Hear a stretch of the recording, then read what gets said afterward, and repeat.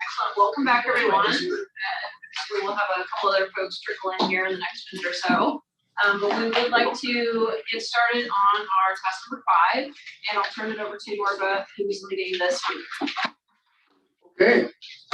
Well, I have no idea what I'm going to say, but we'll see how that goes. I think that there's some slides prepared. Yes, here we go. So thank you very much. All right, so I believe we have like 30 minutes, so I'll try to go through this with some expediency. Next slide, please.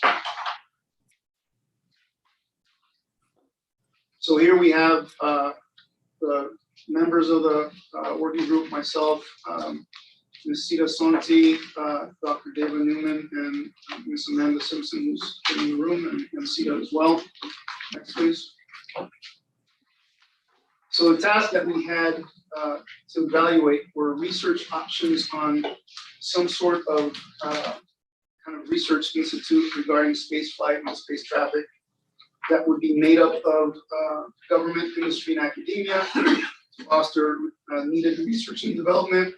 So this would be follow-up to the Center of Excellence of Commercial Space Transportation that I'll talk about here next. All right, next please. So the COE for commercial space transportation, basically it was instantiated in 2010, lasted for just over 10 years, funded to the tune of about $1 million per year. There were 10 universities and 36 industry partners. I worked through, I was one of the people that actually did some work through New Mexico State University. And some great things came out of this Center of Excellence for Commercial Space Transportation. And I think everybody was pretty sad to see it end. I mean, it ended because, it was created with an end in sight, but there was no, I guess, continuity of care, as they say in the medical community. So it just kind of fell to the wayside. And so something analogous to that would be good to, I guess, instantiate and let's motivate that a little bit further. So next, please. So the research areas, in this Center of Excellence for Commercial Space Transportation, basically there was aerospace access and operations, aerospace vehicles, human operations and space flight, and then industry innovation. Again, this was heavily participated by academics.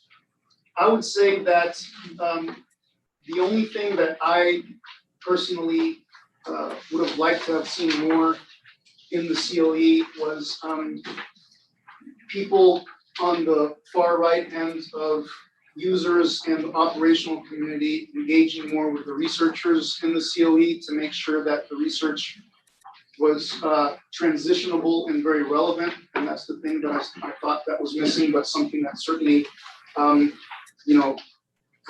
establishing a research institute within the FA, that could definitely be ameliorated. Next. An example of a success out of the COE, this is my shameless plug, is I worked on something called Astrograph, which is the only multi-source, crowdsourced database of stuff in space, and I was able to transition that to my company, Privateer, called Wayfinder. If you go, you can find it, and it has like 6 different sources of information. This was actually seeded by the COE, so to me, that's definitely a home run. Next. So yeah, so human space flight since July 2021. As you know, there are more human participants in space, not just government people. And interestingly enough, in my travels, I see some folks that tend to be upset seeing billionaires and people that are resource going into space. And I tell them, in every single domain of human exploration, that exploration, before things become a common mode of transportation, that exploration is always led by those most resources, kings and queens of the day and that sort of stuff. And so whether it was across land, oceans, air with hues and that sort of stuff. Now we see that in space, so that's a good sign. It means that space travel is meant to become commonplace. The manner in which we're doing it, that's the thing that we need to, I guess, be careful with. And so, so we've had some successful human space flights that haven't gone through necessarily, government people. Next. And even though NASA has many decades of data about how spaceflight affects people, it's how spaceflight affects a very select set of people. And specifically, how does spaceflight affect those people that are like, combat jet veterans and that sort of stuff, people that have gone through significant amounts of training, that are in their prime youth ages and that sort of stuff. So there's lots of data on that. Not so much on, people that are just like here in the room that aren't, going through that sort of training. So next, please. What's that? Be careful. I won't speak for all of us then. I'll speak for myself. So, so examples of some recent astronauts that you can kind of see here is, these aren't the type of, Gemini and Mercury 7 type folks, right? So if this is really going to become a common mode of transportation, and it's going to be a matter of, okay, I'm just going to have a great night's sleep and get up and go into a rocket kind of thing. How does spaceflight affect those sorts of people? And that's where there's a significant gap, in the science. Next, please. So, again, I've already kind of said this, so let's go next. Yeah, so it would be good to, revisit, I guess, kind of these qualifications for suborbital vehicle passengers. And again, there's still science that needs to be done to really understand the effects and impacts on mainstream humanity. Next. There have been some workshops in the near past that are focused on some of these areas. Next. And one, I guess, recently here in January in Tulsa as well, looking at some of these effects and impacts. Next. Those are some of the speakers at this recent workshop. Next. And then, this document on Human Research Program for Civilians in Spaceflight and Space Habitation. Next. With a structure on this that goes into some comprehensive measures and monitoring, spaceflight risks and targeted research, and then operations programs and capabilities. Next. And then beyond how this, the physiology of mainstream humanity is affected, the FAA also has other research needs. In no order of importance, the need to improve screening of launches against anthropogenic space objects or human-made space objects. Even though, the DoD does the best that it can with the current catalog, it's definitely not the scope of the DoD to just continue to do this, especially with all the launches that are going to be happening, that sort of stuff. So they're already spread thin, and they've been doing this kind of by default. So it'd be good to basically try to address this issue, especially when we, with yourself looking at these launches that you'd like to be able to turn around in a matter of just hours. Who's going to do that screening? Where's the ability to have this kind of near real-time database of space traffic to be able to do that in a way that is not just credible but meaningful and relevant? The FAA needs more adaptive, timely, and realistic national airspace deconfliction against launches. I would also say beyond airspace, also maritime is affected by these sorts of things, and trying to just block out huge, areas and timeframes of no traffic when realistically that's not needed.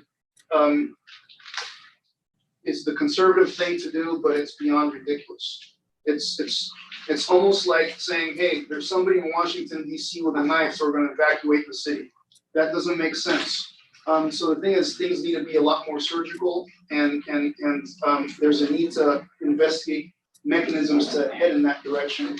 If this is going to be, again, common way of getting to space, it's going to happen with a lot more prevalence in these sorts of things. The other thing too, when it comes to reentries, there's a significant gap in understanding really how many things are coming into the atmosphere and making it to the ground. And so here I am, Morbid Jaw, your favorite celestial steward, AKA Chicken Little, to say that you know, these things do make it to the surface, obviously, and we can also ask the Otero family in Naples, Florida, what they think about this piece of this battery pallet from the space station that, you know, this 2-pound chunk that, you know, looking at my water bottle here, I'm like imagining this thing coming at the speed of a bullet crashing through my house and kind of narrowly missing my child. I predicted that this was going to happen, but, you know, other people, you know, have as well. And to me, I just can't comprehend why we aren't putting enough importance on really trying to understand the nature of these reentries and really trying to quantify and assess what the actual risk is to humans on the ground, to humans in the air, to humans on maritime vessels. So we need to be able to do that.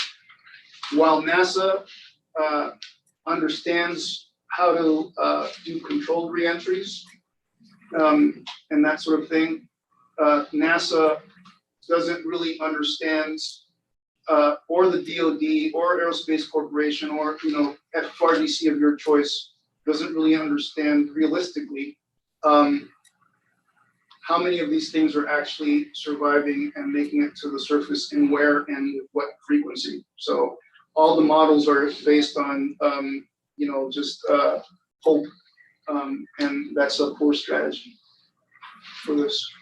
Next. So here's just a potential organizational structure of, you know, this research alliance. Basically, you know, it needs to be something that allows any sort of money to be able to get to it. Really, I mean, you don't want to. If somebody wants to provide resources, saying no to any, yeah, would not be good. So something that allows for government grants, foundation, membership fees as relevant, investors, donors, benefactors. So it would make sense for this to be a nonprofit of sorts. This thing would have a board of advisors and directors. It would have some lead scientists and a scientific advisory board as well. And it would also have a way for inclusivity where, you know, people of all walks of life are able to participate and contribute and benefit from it. Next. So, right, so key questions related to implementation, you know, who would oversee and administer the program, how the program be funded. Next. You know, in terms of implementation options, you know, would this be like some ad hoc research, some government program, a public-private partnership, non-government program? Next. On the ad hoc research, you know, some research is already being conducted by NASA, industry, and academia, but this is scattered. You know, as somebody who worked for the Air Force Research Lab for a decade, on one side of SBIRs and STTRs, these things can be useful, but really it's the spray and pray model, right? It's spray some cash on the wall and pray that something sticks, and the left hand doesn't really know what the right hand is doing, sort of thing. So that you know, again, hoping that something can bubble up out of randomness, or said yet another way. Hope, you know, having the Venn diagram of hope and utility intersecting, hoping that happens is not a good strategy. Next. Some advantage of ad hoc research is, yeah, you wouldn't have to create a new organization, no new federal funding, but again, all this stuff is just scattered and, you know, it'd be nobody's job to really try to figure out how any of these things connect to each other. Next. Some government program could be managed by a whole slew of different government organizations. Next. Yeah, you could get some substantial federal funding to enable a robust research program. The federal funding can encourage widespread industry participation, but again, gaining approval for this would be challenging at best. And then the government programs typically come with a lot of constraints. Next. Public-private partnership, it could be managed by an existing FRDC, or maybe you create a new one. A new commercial spaceflight research alliance with funding provided by FAA, Transportation, or NASA. Next. And the advantages is congressional approval for a public-private partnership, be easier to obtain than for a new government-administered program. Federal funding could encourage widespread industry participation, but if there's a lack of federal funding at the outset, the program would be reliant on grants or donations. If there's a lack of federal funding at the outset, it may be difficult to obtain widespread industry participation and collaboration. Next. Non-government program could be managed by a university, some existing nonprofit, or a new non-for-profit purpose, and we have some examples of that. Next. Advantage, congressional approval would not be required. A bottoms-up approach under which organizations wishing to participate would provide the funding needed to support their specific role in the overall program. Could allow some progress even without significant federal funding. With less government involvement, the program could be faster moving, more innovative, and more collaborative, and the program would not be directly tied to congressional schedules and appropriations for very clear and obvious reasons. Next. Disadvantages is that even though there may be some government funding eventually, without substantial federal funding at the outset, the program would be likely to be reliant on membership fees or grants from foundations, investors, and so on. And again, without this substantial federal funding, it could be difficult to obtain widespread industry participation and collaboration. Next. So the implementation recommendations would be to establish Spaceflight and Traffic Research Institute as a nonprofit, non-government organization, a 501c3. The basic principles would be that all interested parties from government, industry, and academia would be welcome and encouraged to participate, make it hard for people not to. Focus on research and data sharing, not regulations, collaborative in nature, international in scope, and certainly, you know, find ways to make it difficult for the end users and operators to not participate and help guide the actual research to make sure that it's relevant. Next. And these are just a scatter of potential focus areas. Many of them, again, dedicated to physiology and understanding how spaceflight would affect and impact mainstream humanity, and also the situational awareness of bringing together an understanding of space, airspace, and I would say maritime traffic. Next.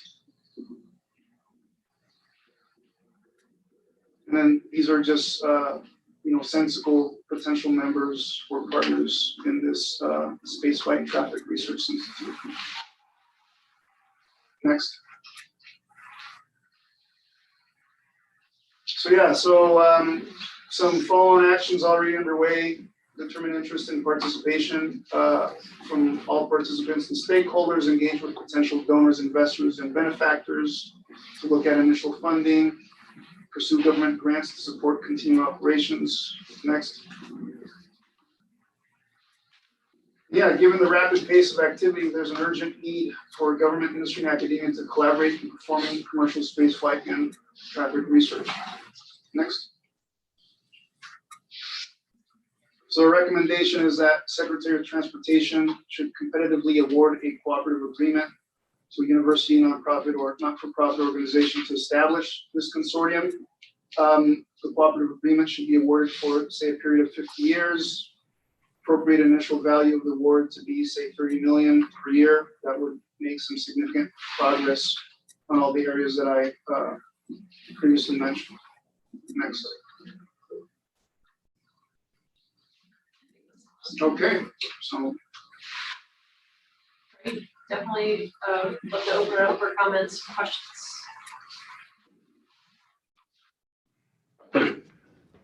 This direction was the way the FAA was heading when the Center of Excellence was ending, and coincidentally, the director of research, Ken Davidian, ended up retiring. But before he left, he put out some information to the public about here's a way you could have an alliance, and let's see, here's some feedback and so forth. But at the same time, there are resource constraints and other reasons that FAA was pretty much focused on licenses and inspections and things like that, and not sure how much progress was made. But here we are a couple of years later. I think it's a good time to bring this back up to the surface, and I think the options that were mentioned and the recommendation that has been presented is very appropriate. I'd strongly support that.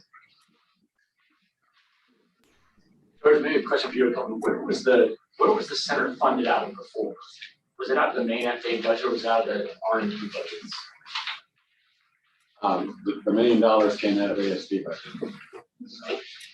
And then FAA has R&D, and in recent years there have been some small fractions of that have been devoted to space activities, but very small sliver. Yeah, that would be one of my primary concerns is the just budget constraints of AST. So if any of the funding had to come from AST with already a very resource constrained organization. So again, just to clarify, since we had to go through a lot of material in a short length of time, even though different options were looked at, each having pros and cons, and any of them could work, the bottom line of many folks at this point is, let's make it a non-government 501c3. So there are no budget demands coming from the government. At the same time, to the extent that the government receives benefits, there's an opportunity for grants and funds to be distributed. And certainly I view this as a DOT type of thing, not necessarily ASD itself. In addition, there's interest out there in all these areas such that individuals, companies, foundations, they're happy to put something forward if there's a way to do that and move quickly without the government constraints and restrictions that are typically associated with a government-run research program. So again, nothing's perfect. This looks like a great way to go ahead. I'll even say this, right? I mean, an example of a very healthy and excellent kind of public-private partnership is something called the Critical Path Institute.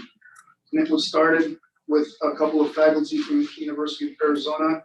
And basically, it is a collaboration between the FDA, industry and academia, big pharma, and it's a way to accelerate the path of certain drugs to get from basically research into medicine cabinets. Funded to the tune of like 10 million a year, and the Critical Path Institute has made a lot of headway in basically going through or getting past, the multi-decadal process of typical kind of FDA things. So this could be something, similar to where Critical Path Institute is not part of the FDA; it's something completely separate. But the FDA has a presence and participates in that. Well, one of the key things, and whether it's funding or something else, there needs to be a value and a carrot for the industry, for academia to participate from the government, accelerate, a cleaner pathway towards licensing, an easier way to get approval for new technologies. There needs to be something that makes them want to join and become membership and to participate. Let's go back on the funding piece of it. George, I know you remember this very well, but this was red funding, as I recall. R&D funding, I think the main was for first ops. Should I recall? If you're talking about the proposal, No, he's saying For COE. the COE was COE, yeah. I think it was red, it was R&D money. Okay. It started as ops. It started It started as ops. and became- Then again, red, yeah, eventually it was red. So, Yeah, and just so context, if folks don't follow the season of the AASD budget as I do, there's a couple other pots, like Kelvin asked for $42 million, he's asking about 55 next year. There's a couple other pots of money, one is about 2 million, there's about $1 million. FAA had asked for 6 million and only got 2 this year on the pots. Those pots are really important for what's going on with the space integrator, so aerospace integration work, as well as methane testing and some other stuff. So they're important pots of money, even though they aren't in sort of the number we always talk about. so a point I'm making, going back to, I think, concern is that licensing work that we talk about a lot, that will be funded from our budget. This work is like vision different. Research engineering and development, right?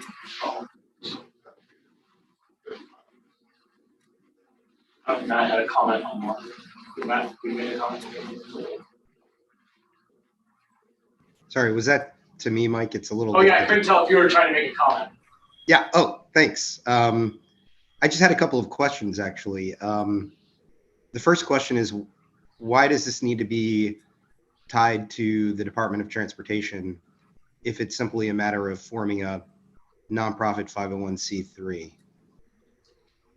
I guess it doesn't need to be, I guess it's not that it has to be tied to the Department of Transportation, but I mean, safety of human spaceflight and that sort of stuff is part of the scope of what DOT is doing, and certainly launches and reentries is exactly one of the things that we're in this room for. So it's certainly germane to the Department of Transportation. It's not that it has to be tied, but it's, I don't know, I guess another way to say it, Matt, is it's called leadership, man.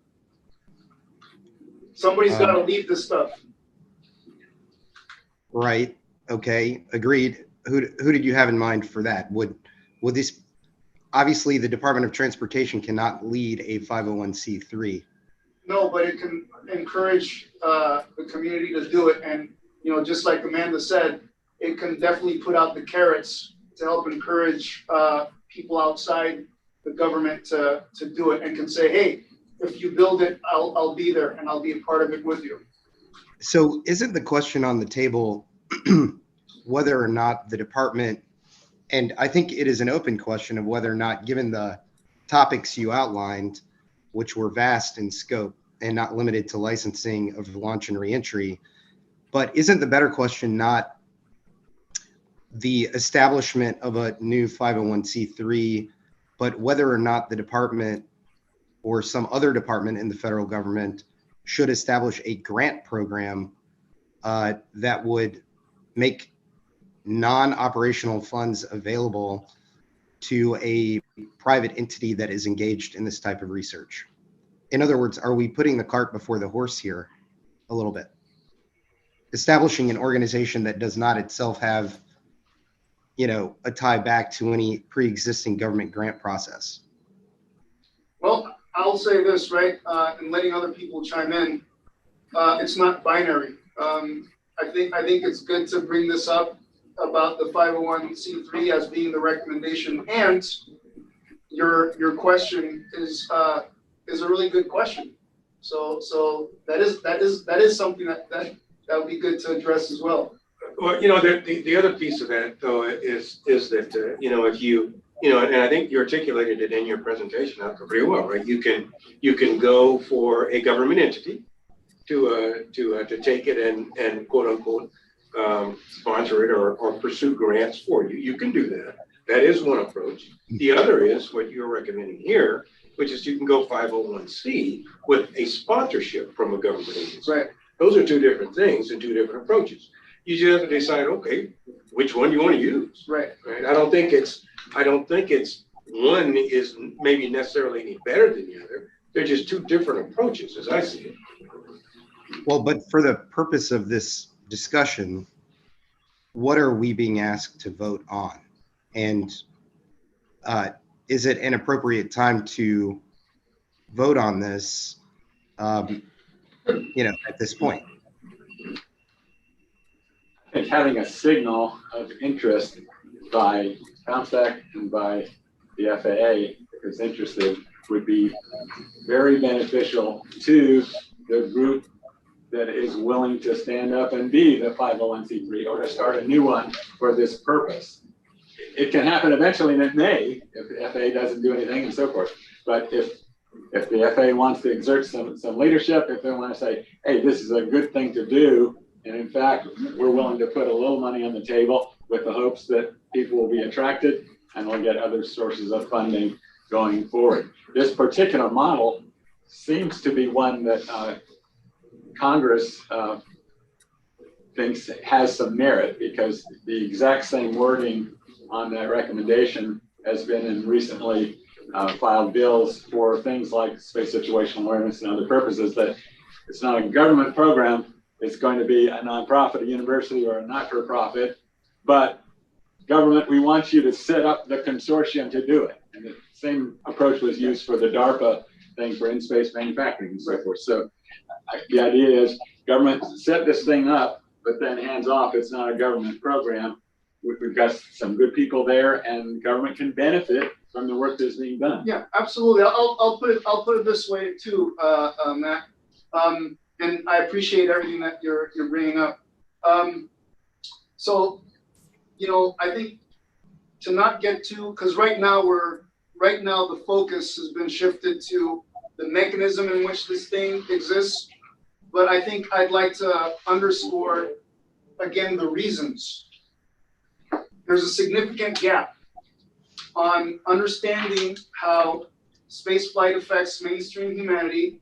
There's a significant gap in being able to accurately and confidently understand and quantify and predict reentries of human-made objects onto the Earth's surface.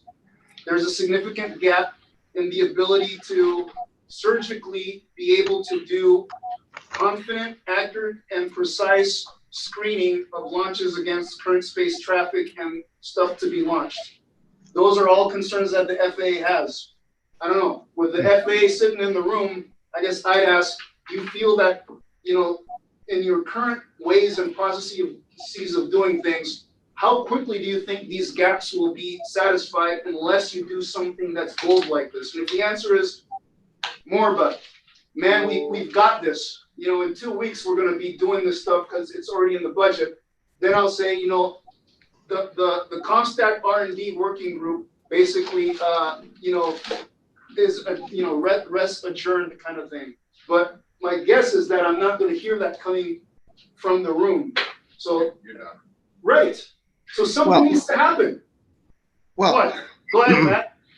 I mean, I'm not sure that I personally agree 100% with your premise, for starters, but that's my personal opinion. And I guess my second observation would be that, it's not clear to me that establishing a group like this, which would necessarily take a significant amount of time, and tying it to a government initiative would accelerate any learning, any knowledge in these gaps in and of itself. And I think we're talking in theoretics here about, an organization being stood up without having the benefit of understanding who would populate it, where would the technical expertise come from, and it seems, I'm not, I'm just not necessarily sold on the strategy here. To say nothing of $30 million, that's roughly 70% of the entire AST budget. And it seems like a stretch to think that there would be money for this. So these are the reasons I'm kind of poking at this in in a good faith spirit. No, understood. So here's what I'm saying. Hey, Marva, can I offer a couple of additional thoughts before you continue? Sure. If it's a personal opinion, I think there's a difference between a personal opinion to pulse some of the critical thinking versus concrete suggestions to modify the recommendation, which I'm not hearing. In terms of technical expertise for who would populate such an organization, I think we got it, right? I know Dr. Neal has led a pretty significant institution as the former head of human spaceflight at SpaceX, as a leading provider of microgravity-based scientific research, which contributes to longitudinal medical evaluations of spaceflight at Space Tango. I think we got, even just from the two of us, a good amount of technical expertise. As to the merits of standing up an organization led with this primary mandate, I think the merits have actually been pretty at a high level enough codified. And I would hesitate to have all of the technical specifications and the perfect become the enemy of the good, which is the importance of standing up the initiative. Those are my comments. I'd like to pull out one other string I think is important that we've talked about a couple of times, but it kind of went by the wayside. And that is the notion that you were talking about our inability to accurately predict reentries, right? Not focused planned reentries, but reentries from decay. Right? This has been a problem for decades, literally. It has not been a significant problem though for the community because we have not been launching bodies into orbit at the frequency that we have done in the last, say, 5 years, let alone the last decade. We are putting stuff up. I mean, the constellations that are going up now are thousands. Constellations are going up in the thousands. Kuipers will be thousands of satellite systems that are going up. That's the reason, in my mind, that we really better start to pay attention to this. Because what you articulated about the body coming through somebody's house in Florida, if we don't begin to focus and figure this out, you're gonna have more and more and more of those incidences occurring because you're putting so much stuff up. And remember that all of those satellites that are going up, particularly in LEO is what I'm talking about, Kuipers and the stuff that SpaceX is putting up in these thousands, they got replenishment centers. Now, whether that's 18 months, 24 months, 5 years, whatever it is, you got to replenish those systems at some point. The old ones will be coming down. So that's my view of why I think that aspect alone of what you're talking about is we better get somebody on this starting to figure this out of how you're going to accurately predict where that stuff is coming back and be able to take actions to either to prevent it, circumvent it, or at least warn people that, hey, you're within the target zone. So I think pushing the can down the road, that's not the answer either. Man, I understand, I hear where you're coming from, right? You said, let's figure out what we're gonna do and how we're gonna do it. I got that. But I think kicking the can down the road is not the right answer for just that one element of what you're talking about alone in my mind. Yeah, so I appreciate that. And I guess the other thing that I just wanted to say really quickly is that none of what I've presented here is meant to be voted on such that we say, you know what, man, that's a great pitch. Right now, we should fund you $30 million.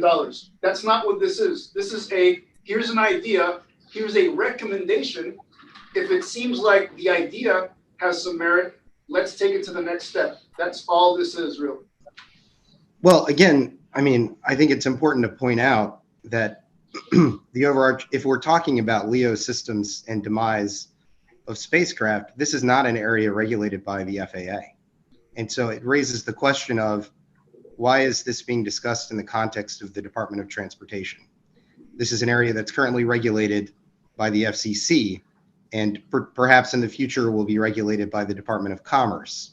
So this is my point. It's a little bit unclear what we're discussing here. Well, I think you're getting a little hung up on what potential research might be part of this organization, rather than focusing on that there is research that will need to take place to support these activities, if for nothing else, to get the federal government in on the quote, ground floor as these new technologies are being developed, so that when they come up for certification, they come up for licensing, that you understand it, so that those licensing periods can actually be accomplished in 180 days or less, to support the pace that we're looking at in the future. Julia? Yeah, thanks. Not having been part of the group that developed the recommendation, I don't have the background on what all was discussed, but I think to understand the recommendation and the proposals that might come out of it, to me, the next logical step is to scope the effort and write a charter around that scope for such a research alliance that we could consider. Because right now, I don't feel like I have enough information to be informed about what this entity might take on and what it wouldn't take on, and who would be involved and so on. Thank you. Yeah, absolutely.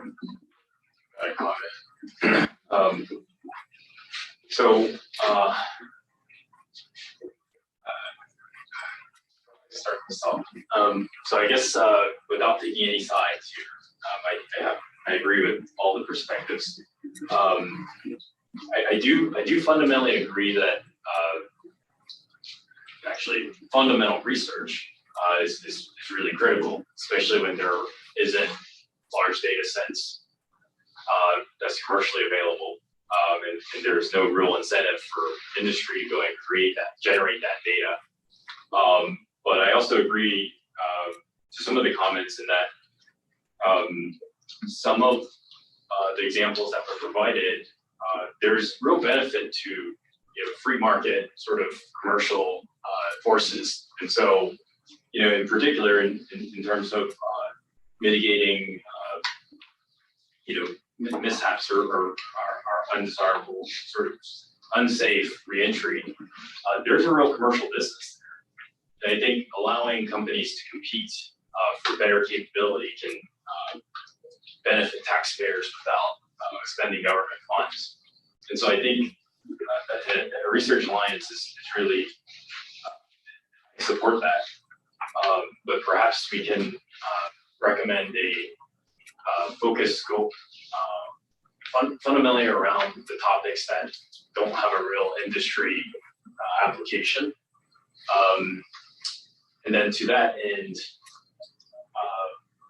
this is a question,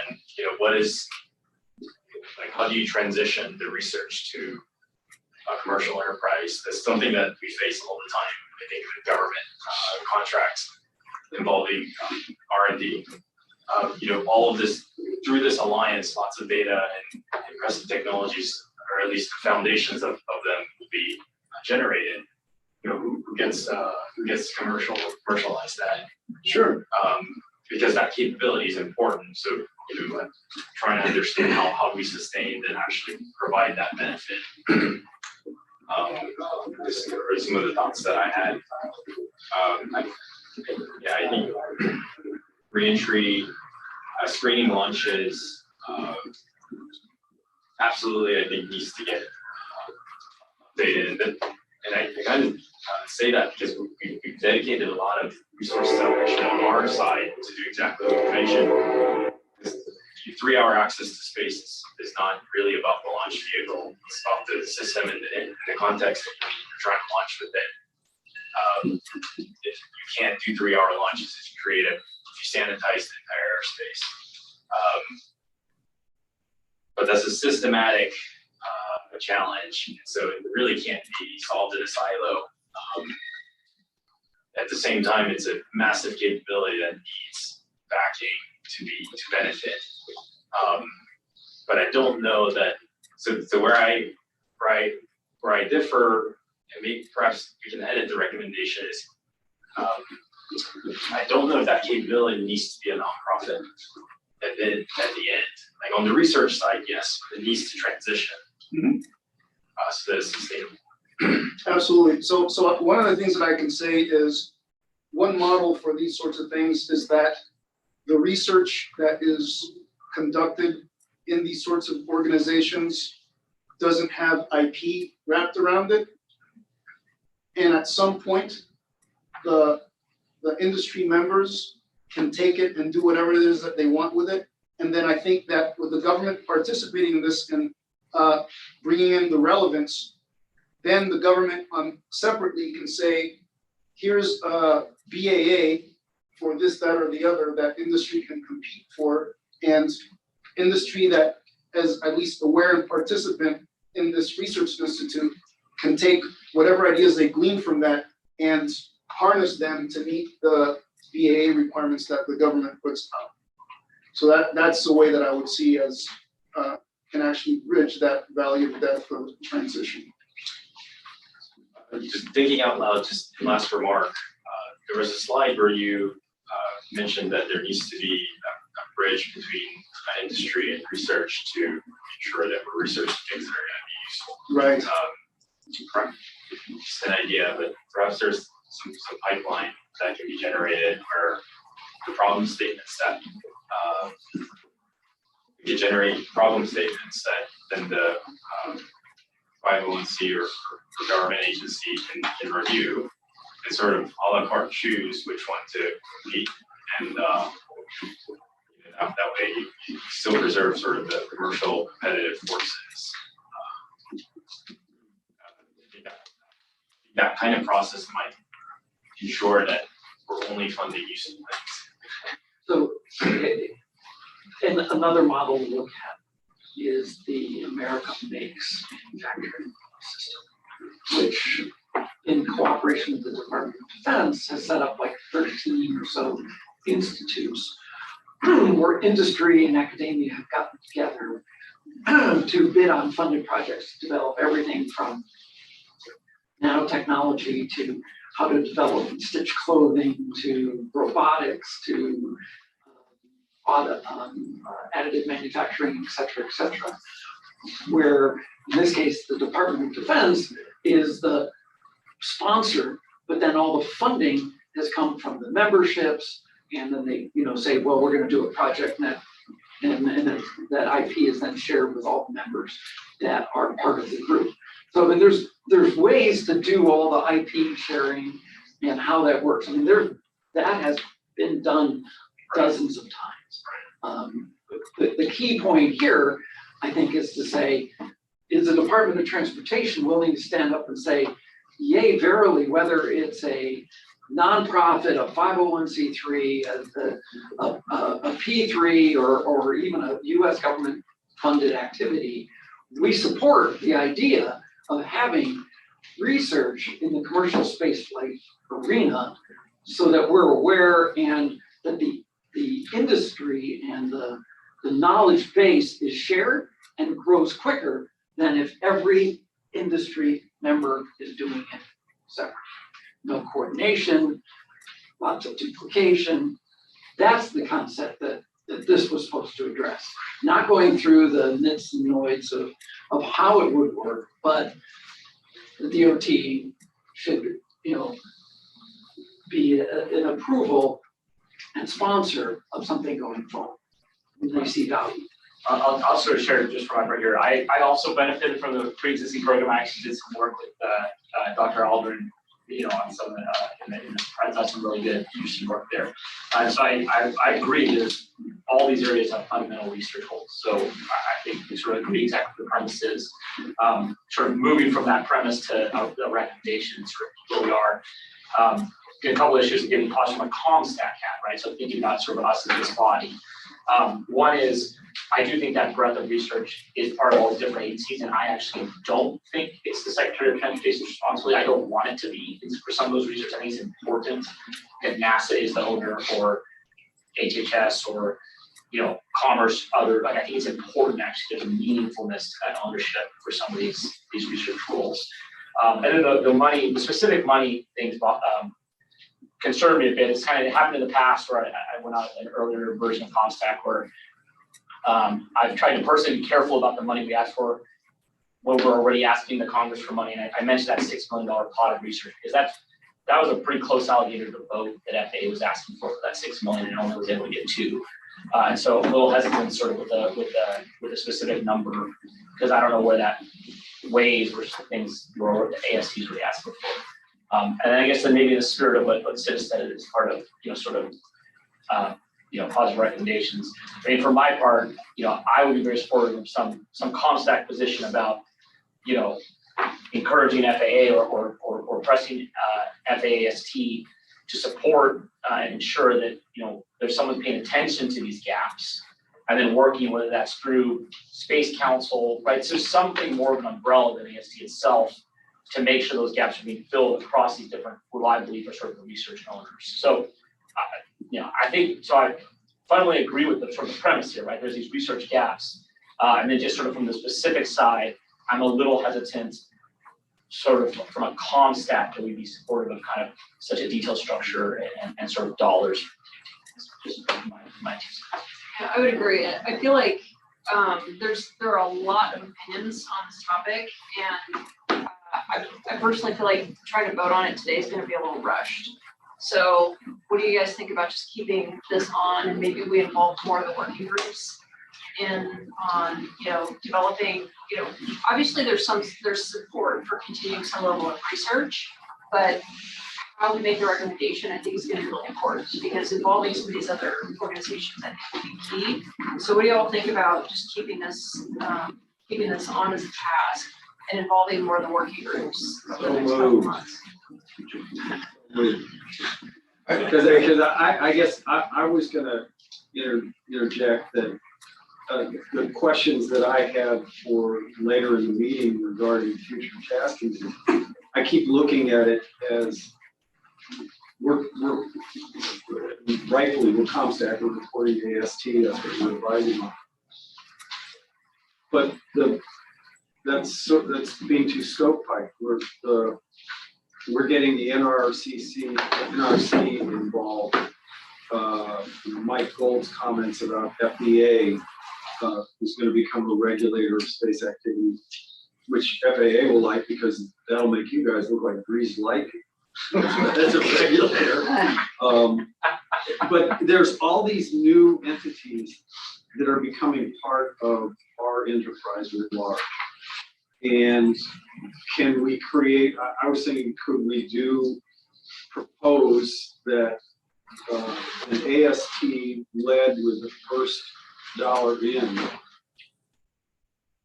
but understanding it needs to be NASA money. We're creating something that all money, not all, but a lot of different money can recognize if you have a space issue, whether it's the NRC trying to regulate commercial activity in space, or the FDA figuring out how stuff gets done in space, or like I sort of recommended at the last ComStack meeting, when we were doing environmental analysis of spaceport stuff going into space. I think we need to be proactive and sort of, what is the environmental impact of all this re-entry? Because that's a heck of a lot of raw materials and process materials in high altitude at high speeds and high temperature. We have no idea what that's doing in the environment. And we need to own it, because it's going to be imposed on it anyway. Let's be proactive. But there's all these different amalgamations of research where there are big holes. Should we be trying to create not something that's going to fill the entire hole, but something that is I don't know what I'm talking about. Bad ideas all the time. No. So, I mean, so here's the thing, right? Listening to what you're saying, in principle, it makes me feel good inside to think that all these other government institutions will come together and rally around. Yeah. It ain't gonna happen. Yeah, no, It's just not gonna happen. And so the thing is, it's like, here's an opportunity for the FAA to like have some leadership and ownership and support to put this stuff out there and make sure that the topics, if those are too broad, like Matt said and that sort of stuff, constrain these even more so that it's even more relevant to the FAA, but move out on these things with the understanding that there are some other government agencies that should have a role in that sort of stuff. But it's like none of the stuff that I mentioned, you would think that NASA would be all over this whole reentries surviving to the surface. Where is that research that NASA is supposed to be? It's non-existent. I think one of the things we might want to consider in terms of moving ahead is maybe separating the what from the how, right? What we've tried to do is try to put them both together, talk about the what and how you might solve the problem. Maybe the next iteration might be, let's separate the what from the how. Let's first just talk about what we think ought to be done, right? And then come back and then address phase two of, okay, how would we do it? Rather than trying to combine them both. And I think that might give us a phase one and phase two approach to this to move this ball down the field. Because I agree. I think that these issues are upon us, and if we don't get to doing something on them, we're gonna have projectiles falling from the sky, and we're not gonna know where they're coming from, right? Or where they're going to land. But I think if we focus, maybe focus more on just, hey, here's what we think needs to be done. And then we come back and address, okay, now how are we going to do it? Just a suggestion. Yeah, well, so what I was gonna say is, I think the thing that makes me the happiest about this whole conversation is that it is a very spirited one that we've been having. So the thing is, we struck a chord with this, like there's a there, right? There's something here, right? So the fact that we've had this sort of spirited kind of exchange and stuff means that there's something real and palpable to be done. So that makes me the happiest about this sort of thing. Sorry, go ahead, Dweller. Oh, I just have two questions, and I'm not Sure, 42 and 25. I'm sorry, go ahead. No, those are, that answered my question. Yeah. All the questions, that's all the questions. It's a good stand that. Well, I'm not so versed in this, so I just, maybe it's not the right forum, but maybe somebody else can benefit that's listening in. But the one thing that was, so two questions are, first one is debris re-entry and awareness, situational awareness with respect to that. So I would argue that somebody somewhere is aware. I think the problem might be more specifically, do the regulatory agencies have access to that awareness? Because somebody out there is collecting data. I happen to know several people that's running server farms in their garage that can track this stuff. And they're aware, but they're not part of the regulatory, right? And so I think, how do we close that gap? I mean, and I think that there's different frameworks to gain access to sort of open source data. People do that in amateur, ham radio clubs and stuff to track planes. And, so I think there's something there. So I was kind of curious, like,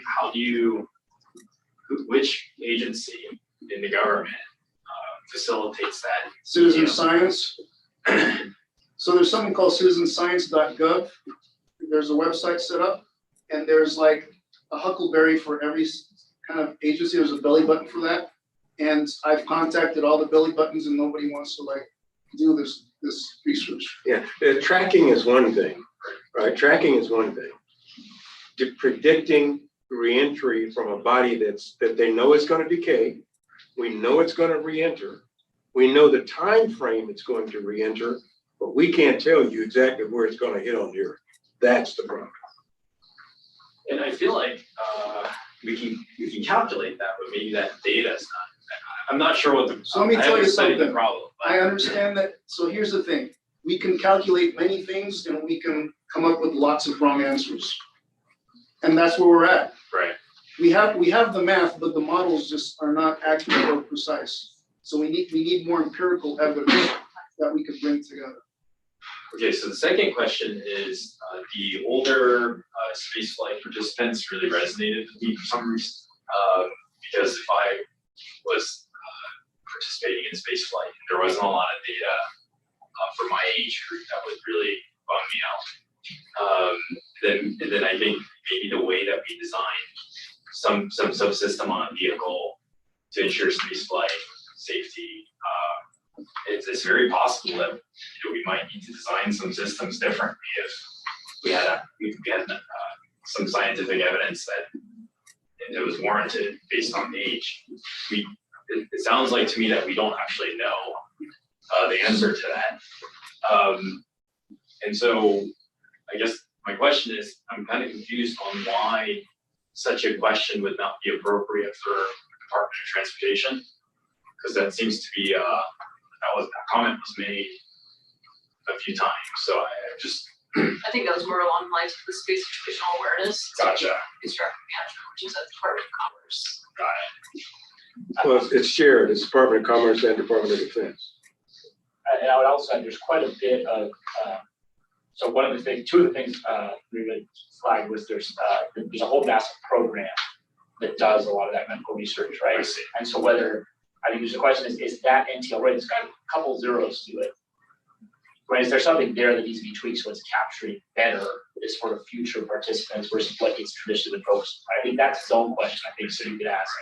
That's that MITRE study that was flagged in there too, I think did a pretty good job getting into some of these issues too, some of these questions. So there's a lot of, I mean, this is correct, there's a lot of body of work, I think, that you all looked at here. So I think that's part of it, right? Is that there may be some quicker pre-existing places that could be tweaked that maybe get you money to the problem faster than ASD. And I'd say beyond age, just even people that are at a young age but have different things going on. Like, I don't know, like I have Lyme disease. I have no idea what somebody with Lyme disease, what they experienced with space. I don't know, right? So it's like, there's a whole slew of things that a lot of humans experience that there's like zero data on what spaceflight is how that's gonna affect and impact these individuals. I agree with Mike, though. I know that they track at least NASA astronauts. I don't think they track the commercial. But the impact on women is very different than the impact on men. So there are beginnings of longitudinal studies on commercial astronauts as well, and private astronauts. So who's tracking it? But it's company proprietary, and I think the question for this particular group is the broader research being aggregated in a place that includes both what federal government agencies have, as well as the commercial proprietary providers. I would think the commercial guys would benefit from the decades of research they have in NASA. I mean, medical it's office down in to the Johnson. astronaut office to get the benefit of those longitudinal medical studies to inform inspiration for any exhibitions. So that's sort of order of operations to do. But I still think at the end of the day, I mean, I agree, it's a spirited conversation because there's a million different ways that you could actually achieve the research and development objective. I think what we're agreeing on is that there is an objective that kind of needs to be made a motion on, as well as I hear everybody else, right? At some point, maybe in the fall, we look at codifying who pays for it and very narrowly applying this request. I guess one thing to just follow up with you to say, you know, as somebody that's been a researcher for a very long time, I try to focus on things that are, you know, pain points. And I can say that these things tend to be very transdisciplinary. And because of that level of transdisciplinarity, any given entity always says, well, why are you coming to me saying that I should do it? Shouldn't it fall to, and then the thing is, I've done for many, many years, I've done those rounds going to the NASA, the DOD, NSF, AFOSR. It's like, you should fund these things. Oh, well, that's kind of out of scope for what we do because it doesn't fall narrowly into this, that, or the other, right? So I guess this is one of those things that it has transdisciplinarity, but it has a lot of alignment with things that FAA cares about and is, I think, in the FAA's job jar. So I'm hearing that there's value in continuing, from the Centers of Excellence program that retired a couple years ago. There's value in continuing some level of program within FAA, but I think there's a lot of questions about how to do it, what exactly the problems are, as General Mercer described. What are the problems, and then how do we attack those problems? And I'd like to suggest that we continue with this task over the summer, unless somebody really insists that we need to vote on some recommendation. I definitely agree with that summary, and I would also add to that, we should look and see what other efforts might have been stood up in that intervening time frame. Like I know the Aerospace Corporation has a Space Safety Institute, but I'm not sure what all they do and how that would inform these efforts. Maybe You should find out. Did you, I think that's the group that's done the debris tracking and analysis work for, specifically for, bodies that have re-entered, things like COPs. There's a research, I'm not sure though. There's a group within aerospace that is, regularly trying to, collect that. And I agree with your recommendation. Clearly, there's a lot of passion around this topic. Maybe a target for what we were seeing at fall or when we get together again would be a list of the research that needs to be done, or that makes sense, a prioritized list. Which ones are most important, and then some thoughts, either in general how all those could be attacked, or perhaps it's a different thought about each one of them and how it makes sense for how it can be attacked. Just to kind of focus our target. Quickly, I'm fine with your recommendation, just to flavor the thinking and work that goes on over the summer. By October, when we come back, there will be a non-government 501c3 stood up for human research program for civilian spaceflight. And so no government entity will be deciding which projects to work. It'll be getting money from other sources and setting up a research plan. Good.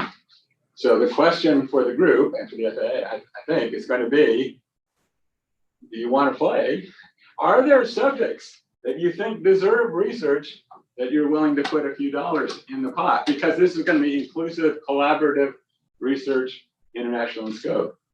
If having a non-government entity, or commercial spaceflight research alliance, if you will, is acceptable or sounds reasonable to you, then should AST and the FAA and DOT participate in some way by sharing research priorities and some money or comments or ideas as a collaborator rather than running its own program.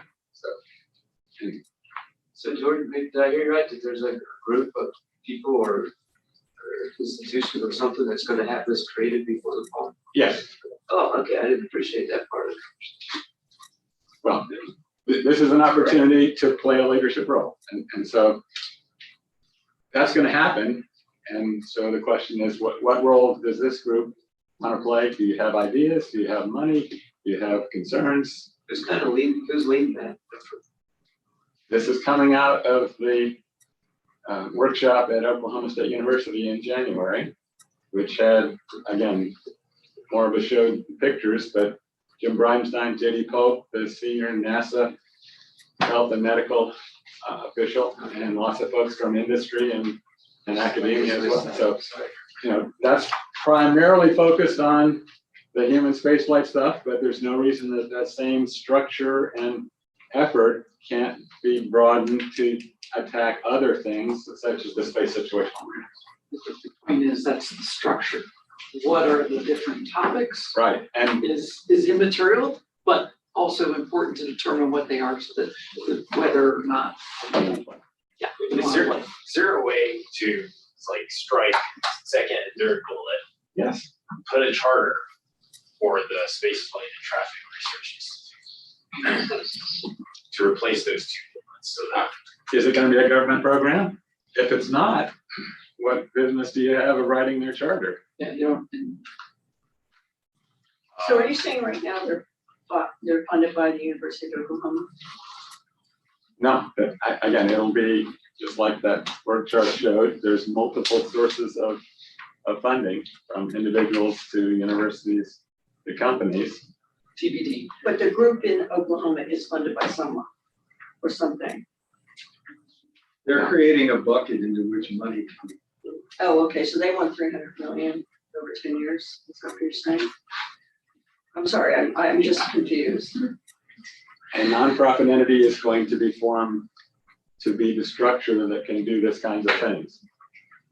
It seems that government, NASA, FAA, DOD would have a lot of interest, and they are welcome to participate. bring your checkbook if you have specific needs, and they'll do them for you. If not, they have other things to work on. There's gotta be somebody leading there. I mean, things don't just pop up. TBD. Yeah, it's all TBD, TBA, and Their discussions are ongoing based on that gathering in January, and stand by, and if I have to go, we'll see it. I mean, there were boxes that said, here's a board, here's a management structure, here's whatever, but the bill boxes haven't been filled. Something's gonna have to somebody leading. Yeah, well, our hope is to have another meeting for this Comstock term ends in September. So we'll have a little bit of time, I think, over the next few months to really develop some more solid recommendations. So that's what I Just have a quick respond to Dr. Gill's. I feel like you pointed something at, and I did have a chance to provide a response. I said, why do you have any business defining a charter? So just to kind of clarify what I was bringing up to the committee to consider is that if we're going to recommend that Secretary of Transportation. We're not voting on this. There's no recommendation coming out of this task. Right. But just to inform, like, sort of the next steps, I guess my point was that if we're going to recommend anything gets established, I think we should provide some, even if it's broad, some idea of what it is. Absolutely. If there's money going, then tell them what you want them to do. Right. Absolutely. Right. Yeah, even if it's broad, and then that way we have something to assess whether 10-year and $30 million is appropriate. Otherwise, it's really, we'll have discussions like this forever. So that was my only point. Thank you. So I'm very conscious of the time. I know several folks have to leave at 4, have a hard stop at 4, and I'm not sure that we have time to get through both the infrastructure working group task and the FAA update. What do you think, Brian? Yeah. Of course we do. What do you think? We just scoped the two topics. Yes, that's fine. That's fine. Can we try to get through your task? Try to bring it back. Okay, so we're gonna hold on our new working group task. We're gonna continue working that with and pull in more members of the Comstock. But yeah, if we can start to get through the infrastructure task, if you don't have time to complete it, then maybe we do the same on that one, but let's see where we go. All right, go ahead and pick the slide, please.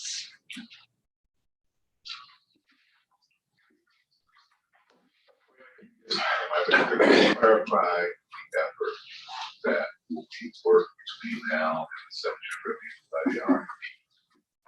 What is the work So that will be done? I think what I'd like to do, I'd like to start with looking at the wording of the task itself. And I'm wondering if the wording of the task is a little too narrowly focused on human spaceflight and traffic management. And maybe the task ought to be a little bit more along the lines of like, just leave it as what is an ideal follow-on to the centers of excellence, for example, instead of being specific on what areas of research we're gonna that are gonna be called out as a task. Leave that to Comstock to decide maybe what areas of research would be valuable. I think that'd be my suggestion. So we can rework some of the language in the task and keep it a little bit more open, because I think that's what I'm hearing from the group is it was just a little too narrowly focused on those 2 items, which is why I think we're getting a lot of questions about that. So that would be my suggestion. So we keep it a little more general. All right, fair enough. As mentioned, we have begun looking at this idea of a research alliance. The individual who's sponsoring the effort, the FAA, should sort of explain. So we're sort of lingering, we're sort of in standby mode now, sort of trying to figure out, do we need to progress with this idea that there's a void, I think everyone would agree, that's been created by the demise of people of the Center of Excellence. So what needs to be in place to replace it? Or should that be something that should we be having for that? So anyway, we'll take a look at the task and then sort through one, is the right question being posed to Comstock management or your question we'll get that by October. Meanwhile, we'll wait, I would say, give you kind of advice from the side in terms of what we should be doing. Thank you. All right, thank you. All right, so we are the Innovation and Infrastructure Working Group. Next chart, please. This is going to be a tag team briefing. So I just want to do a quick intro and then I'll hand off to Dr. Neal to brief. Next chart, please. And next. Okay, so here's the makeup of our infrastructure working group. Myself, Dr. Neal, Mr. Dale Petram over there, as well as General Mercer over up front. We are going to present, Dr. Neal is going to present our findings and recommendations against the following task. Our next chart, please. Okay, so here's what we were asked to do for the spring task. Evaluate space transportation infrastructure funding options and assist in implementation of a promising approaches. As background to the task, the FAA referenced a GAO report from December of 2020. And so give a little bit of background here. That report was one in which the GAO encouraged the FAA to examine a range of potential options for space transportation funding. At the time of FAA's response, they had focused only on 2 existing programs rather than a range. Let me pause there and hand off to Dr. Neal. Next chart, please.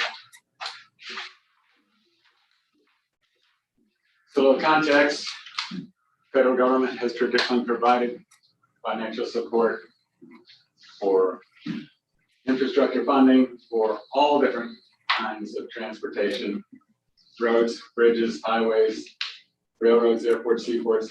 But today there is no comparable program to provide federal funding for space-related infrastructure, such as for spaceports. Given the importance of space today for national security and technological leadership, economic competitiveness, and even inspiring students, I think it's vitally important that we have some kind of federal programs to develop, enhance, and maintain spaceport infrastructure. Next chart, please. An interesting benchmark, I think, is how did airport infrastructure funding assistance progress over time? It used to be that airports were primarily either private or from a local municipality. But then in World War II, it was recognized how important airports are. And so significant federal funding started at that point. And the Federal Airport Act of 1946 created the Federal Aid to Airports program. And that called for a national plan to create a system of public airports to meet the needs of civil aeronautics, including both air commerce and private flying. And appropriations were authorized from the general fund to the tune of up to $100 million per year, which is the equivalent of $1.1 billion per year today for this purpose. And again, no user fees, no taxes, no fuel tax, any of that. This was general fund, $1 billion a year for airports starting in 1946. Next chart. 24 years later, there was an airport and airway trust fund created with the ability to have assessments on aviation users, including fuel taxes and so forth. Then in 1982, the Airport Improvement Program, which is the current program, was stood up. And at the same time, the Secretary of Transportation was directed to publish every 2 years this document called the NIPIAS, the National Plan of Integrated Airport Systems. And basically, every 2 years, then it lists all the key airports in the country, along with the infrastructure projects that they would like to have done, and how much they cost, and how much funding they would be receiving. And just as a benchmark to what's the magnitude of dollars we're talking about, well, the 2018 FAA reauthorization authorized $3.35 billion per year for that 5-year period, with an additional $1 billion for discretionary funding. So that's the kind of thing we're talking about for airports. Extra. So the GAO report was mentioned, and GAO had encouraged the FAA to look at lots of different options, and the response basically was, we're pretty stretched right now, don't have the time or resources to look at that. We are familiar with 2 specific programs that are existing right now, the Airport Improvement Program and STEM grants, Space Transportation Infrastructure Matching Grant Program. And we like those 2, and we're satisfied with that because they're sort of under our control, and so we can move more quickly to be able to implement something. That was 2 years ago, and haven't seen anything come out. So the Global Spaceport Alliance that I've been working with in an effort to help the FAA put out a report in 2020, they tried to answer some of those questions, including looking at a number of different options, including AIP and the STEM grants program, DOT discretionary grants, joint DOD FAA infrastructure program, and others, and recognized that each of those had some pros and cons, and none of them was really perfect in terms of meeting all the needs of airports for infrastructure. So next chart. As a long-term solution, the Global Spaceport Alliance recommended in that report, which is available on their website if you'd like to look at it, a lot of good historical information, came up with this idea for a SNP program, the Spaceport Network Improvement Program, that would take some lessons learned from all those previous programs and address the limitations of the existing options to have a comprehensive, time-phased, and sustainable approach that isn't an unfunded mandate and wouldn't rely on the taxpayer dollars forever to do that. However, because that would, in the long term, involve basically a spaceport and spaceway trust fund supported by cargo taxes and spaceflight participant ticket taxes and so forth, do not recommend implementing that completely today. I think it would make more sense to do that when the global space economy is a little bit more mature and more active with more revenues available, so you're not stifling or slowing down the industry. But that can be a vision of what someday would make sense, and here's how it could work, here's the kind of funding that could be raised using that type of approach. Next chart. For the near term, we believe that the fastest, easiest, most straightforward, and most effective way of providing spaceport infrastructure funding would be to make some minor tweaks to the STEM grant program, and then to provide adequate funding to enable that to meet the needs that have been identified. Next chart. So what kind of identified needs are there? Again, as part of that Global Spaceport Alliance report, all of the current US spaceports were surveyed, given a chance to identify infrastructure project needs and their estimated costs.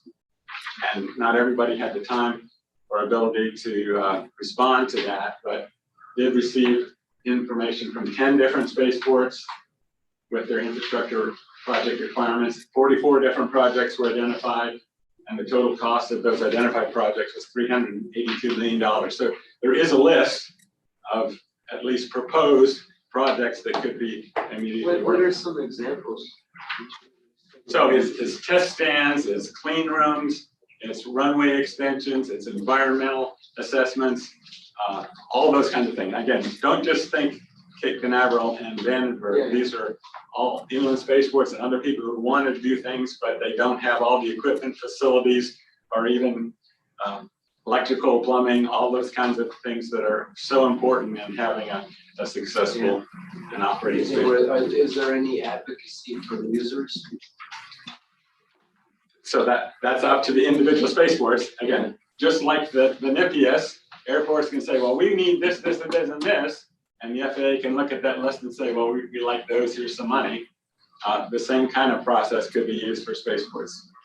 So there was no filtering applied, we just collected their information for this list. Next chart. And George, did that include federal ranges too, that dollar amount? That you So guys- all were invited to list, and I think for a variety of reasons, people decided, well, we have our own ways of getting funding, we won't put our projects down on this list.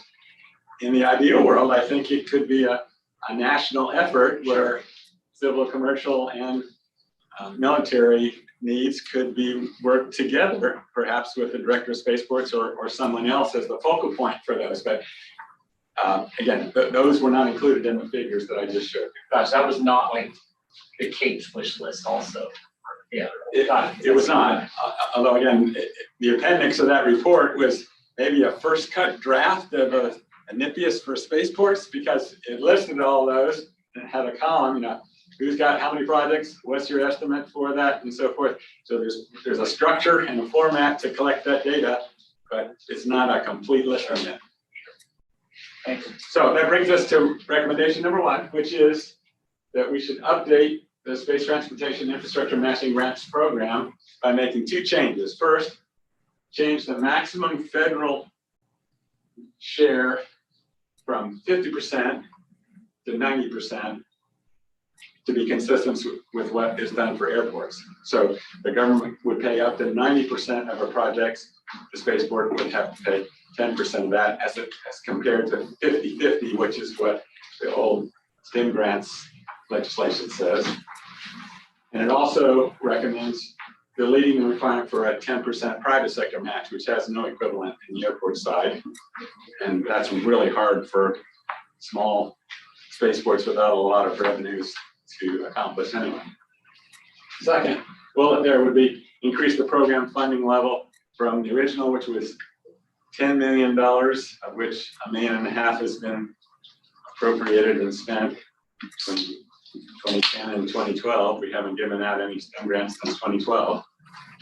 And just to put a number out there, $100 million per year based on, we know $382 million of wish list, and that's not a complete list. That's the order of magnitude that it would take to start making some progress on needed infrastructure. And how would you decide? Again, the process has been demonstrated. The paperwork is there. The questionnaires have been used. We've given out grants from 2010 to 2012 on the small dollar amounts. I would recommend that those grant awards be prioritized based on the benefit to the National Spaceport Network. In other words, look at it from a national perspective, not just one particular launch site, and look at things like safety. Is there a safety issue that needs to be addressed? Great. Capacity, how many launches per year would this project enable you to do? How about efficiency? In other words, cost. Is this something that's going to make it more efficient and lower cost to do launches? And then resiliency. That's a big issue right now, because if there's a hurricane, earthquake, tornado, wildfire, launch pad accident, we are in big trouble. DoD is starting to recognize that we need some resilience. We need backup locations. We need inland spaceports, all those kinds of things. That could be part of the criteria that says who gets how much money from this program. Next chart. I'm sorry, and maybe pricing a comment. You have with the, so if you don't have the 10% requirement, aren't you going to 100%?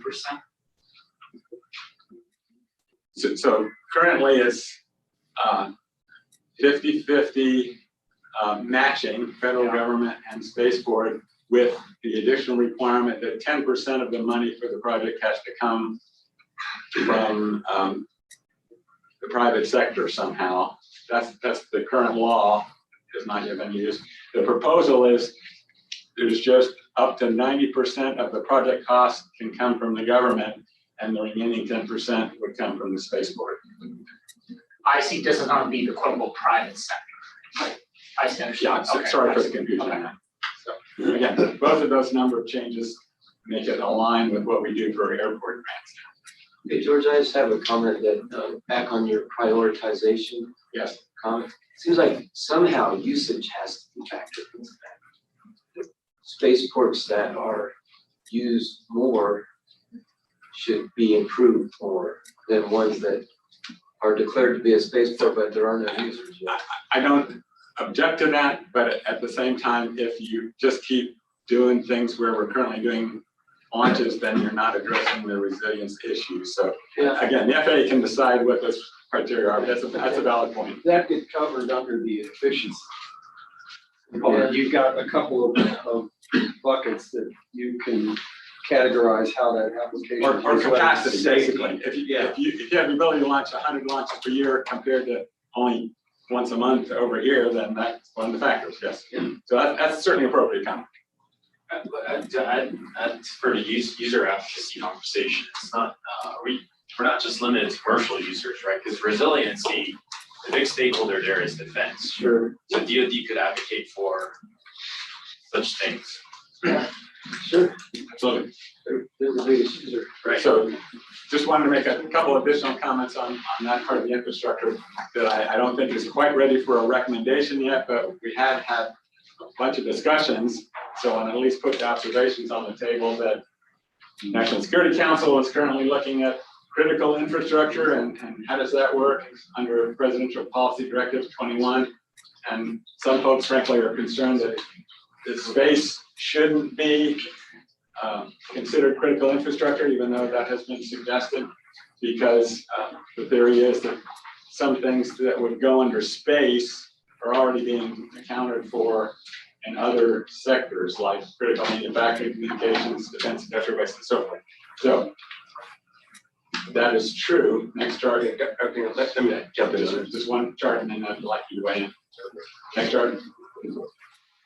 However, spaceports are clearly essential to get assured access to space, and they're not currently counted in those critical infrastructure sectors. So I think it makes a lot of sense that AIA and others have suggested, and I see you need to think about this. Let's do a cost-benefit analysis to understand whether spaceports, as opposed to space in general, might be a critical infrastructure, and what would that look like? We need to understand unintended consequences too.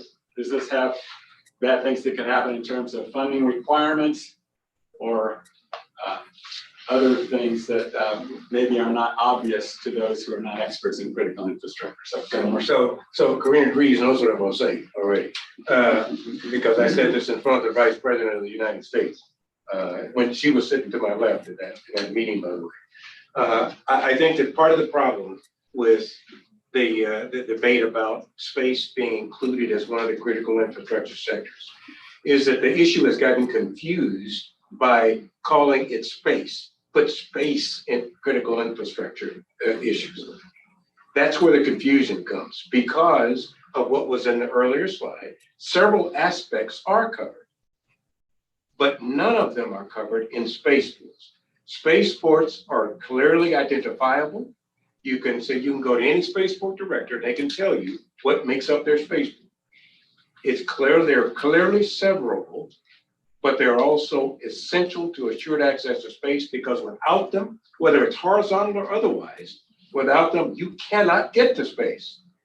And remember, the critical infrastructure sectors are designed and developed to protect those things that are essential to Americans' way of life. That's why electrical grids are in there. That's why water systems and dams are in there. And I would submit to you, everybody in this room, if we turned off GPS for half a day, do you think it would impact your life? Space is essential now to the American way of life. And if it is, and I have talked to nobody who says it isn't, I've talked to the Department of Defense at the highest levels. I've talked to the intelligence community at the highest level. I've talked to industry and the commercial sector at the highest levels. And they all say, no, we gotta have space. We gotta have systems in orbit. If that is the case, then, and it's up to me, it's a binary decision. Are there unintended consequences? There will always be unintended consequences with every decision you make. You have to deal with them when they arise. This is a binary decision. Either you need space assets or you do not. If you say you do need them, then you must have spaceports because you cannot have them without it. And for 10 years, I've built this nation's most exquisite satellites. The stuff that flies for 21 years out in geo that the intelligence community, look, I've built them for 10 years. But on the ground, they're nothing but a hunk of metal on the ground. You don't unleash that capability until you get them to orbit. And you cannot get them to orbit without a spaceport. That's my argument about this discussion. It gets confused because people say, well, space is covered in other sectors. Some of that is true, but spaceports are not. So a lot of passion on this subject. We're not asking for a decision. I think that is important and certainly related to the spaceport infrastructure subject. So I wanted to at least put that on the table. Next chart, please. Sorry for injuries.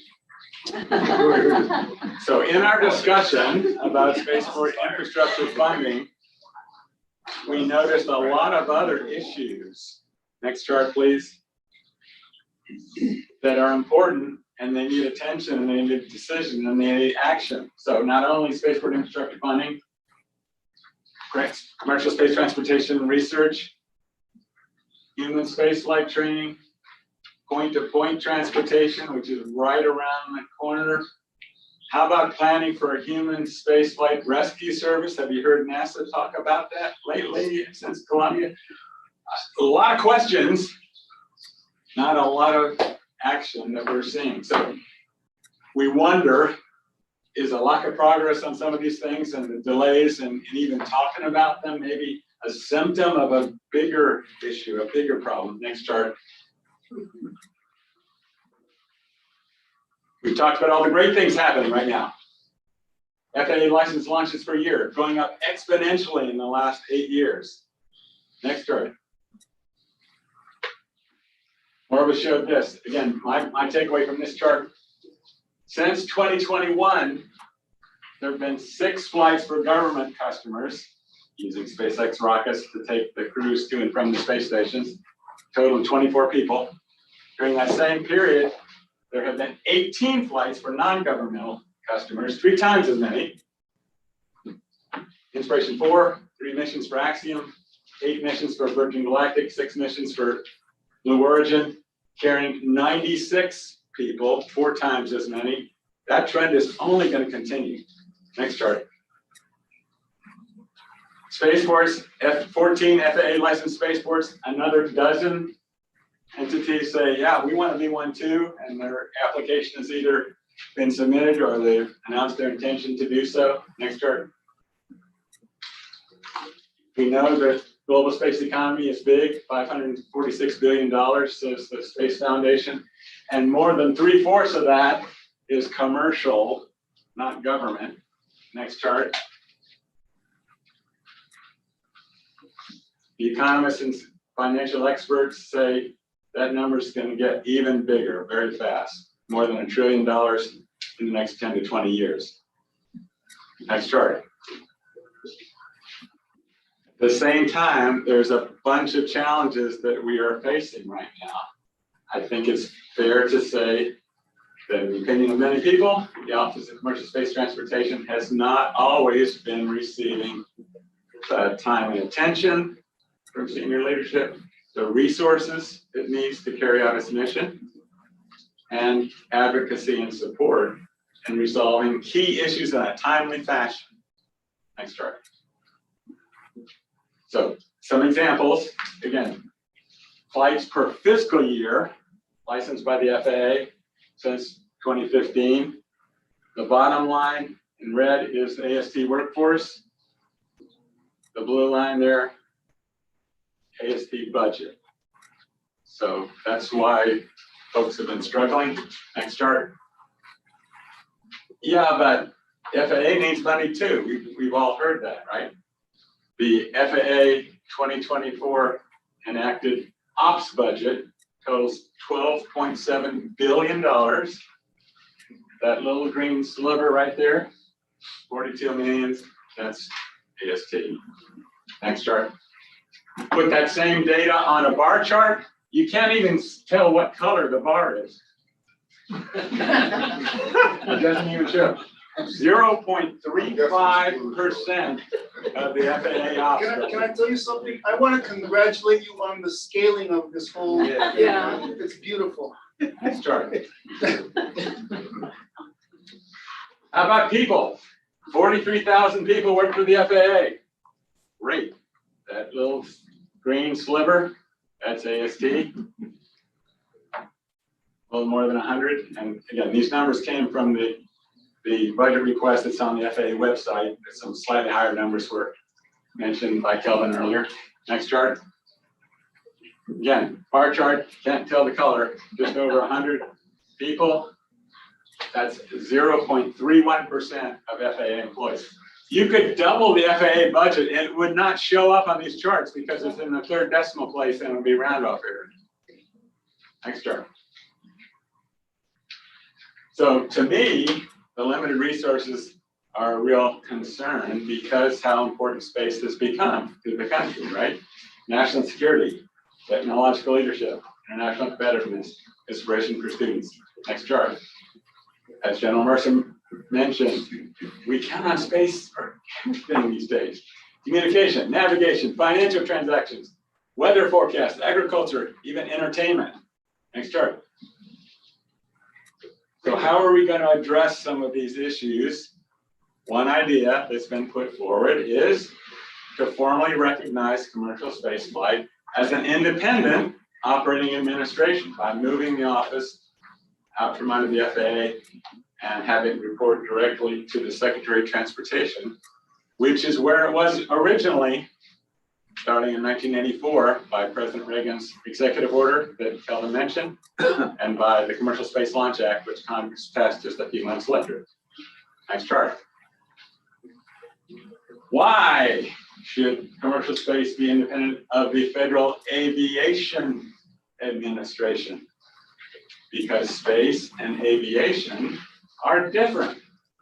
The vehicles are different, the environment's different, the regulatory framework is different, licensing versus certification.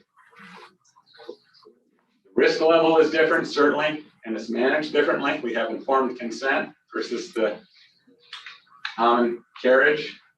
And the pace of industry activity is different too. Government is scrambling to keep pace with industry in space. Think about where we were 10 years ago. I mean, an airport master plan is good for 20 years, and how much has commercial airline flight changed in the last 10 years? Space has changed. The whole environment has changed. And we need to figure out how to deal with that more quickly. So that means we need to have somebody at the table flagging important issues, asking for decisions, getting feedback, and raising other concerns. Next chart. So Calvin, I think he's calling for you. This is not the first time this issue has come up. So back in 2016, you may know Jim Bridenstine. Before he was NASA administrator, was a Republican congressman from Oklahoma. He and two of his Democratic colleagues, Ami Bera from California and Derek Kilmer from Washington State, asked the GAO to do a study to look at the possibility of moving the Office of Commercial Space Transportation. They weren't asked for a recommendation, but they were asked to provide information. And they talked to a lot of different people. And as you can see from the report, most of the space launch companies and the spaceports said, yeah, it'd probably be a good idea to go ahead and move the office at this point in time. Most of the senior FAA officials said everything's fine, no change required. The report also noted that if all you're going to do is move the office, you don't even need to ask Congress. You could just do it by a letter that changes the delegation of responsibilities, which is how the office was moved from DOT to FAA in 1995. But given the importance of this, I think the right approach would be to have Congress weigh in on this, as well as the White House. Next chart. So how could you do it? Lots of different ways. Today, the Department of Transportation has 9 different operating administrations. Aviation, highways, railroads, maritime, pipeline and hazardous material safety. Even the Great Lakes St. Lawrence Seaway has its own operating administration. Next chart. I think you could just take the office and make it 10. You could have a 10th organization. Doesn't mean it has to be a big bureaucracy. Doesn't necessarily change anything about the size of that organization or how it operates, but at least you'd have access to the cabinet secretary. You'd have the seat at the table. You'd have the ability to more clearly make your case for needed resources and to ask for help when there's important issues that need to be decided. Next chart. So benefits, identifying and resolving key issues in a timely fashion. That's probably the most important one in my opinion. Streamlining communications with stakeholders, maintaining the light touch regulatory framework that will ensure public safety while still allowing innovation, expediting needed changes to laws, policies, and regulations, and allowing consideration of the case to be made for additional resources. Not that you always get it, but at least you have a chance to make the case. Next chart. It would also allow you to be able to directly interface with the other cabinet secretariats. You know, you can, you know, if you, where you are now in the FAA, you've got to go through the FAA hierarchy to get to the cabinet level to then authorize you to communicate with the other cabinet secretary. So that brings us to recommendation number 2 from our working group. Recognize commercial spaceflight as an independent operating administration by moving commercial space transportation out from under the FAA and directly the Secretary of Transportation. Big ask, but ComStat is chartered to provide recommendations to the Secretary of Transportation through the FAA administrator. So that's certainly my feeling, the feeling of our working group. We appreciate any comments, questions, issues, agreements, disagreements, whatever. A lot's changed since that 2016 study, and it just makes the case even stronger, in my opinion. So thanks. Happy to answer any questions you have. George, great presentation. I'm on your rocket ship here with you. A question from you've been in the seat, right?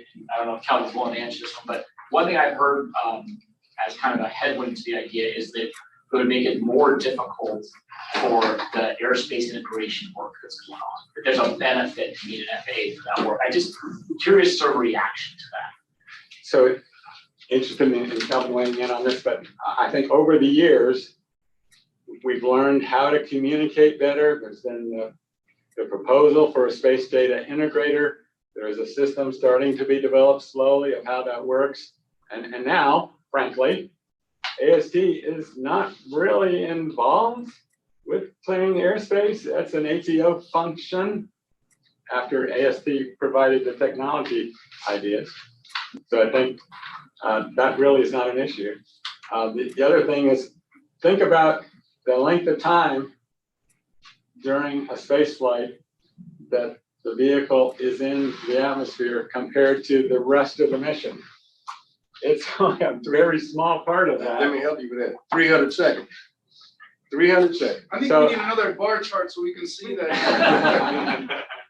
So I think, yes, you have to still collaborate, just like we collaborate with FCC and Commerce and DOD and other stakeholders. That shouldn't stop. But the point is having a separate organization that can do the work that's been tasked to do without going through other layers.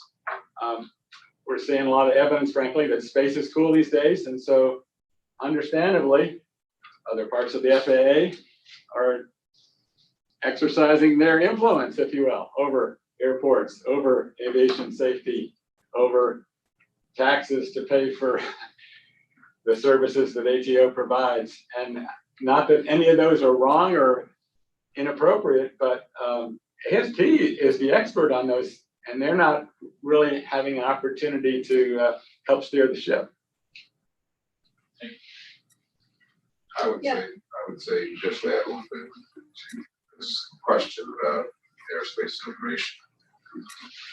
I think what George said is correct. I mean, the National Airspace System is operated by the Air Traffic Administration. So you're really asking the question about, well, how would the relationship be benefited or degraded perhaps if the regulator in this case, outside of the there's certainly interagency agreements, memorandum of understanding that allow agencies and departments to come together and do work. So I still think, with those types of constructs in place, there's still an opportunity to engage with the operator, being the ATO and the regulator, the state transportation. So I hear the argument from time to time that, national airspace integration would be great if AST is moved outside. I don't know that I haven't seen the data, I'll say, that supports that rationalization. Certainly we have a great relationship, a good relationship, I said, say with the air traffic organization. We have good communication now. We've worked over the course of a couple of decades to get to where we are now. There's a good engagement.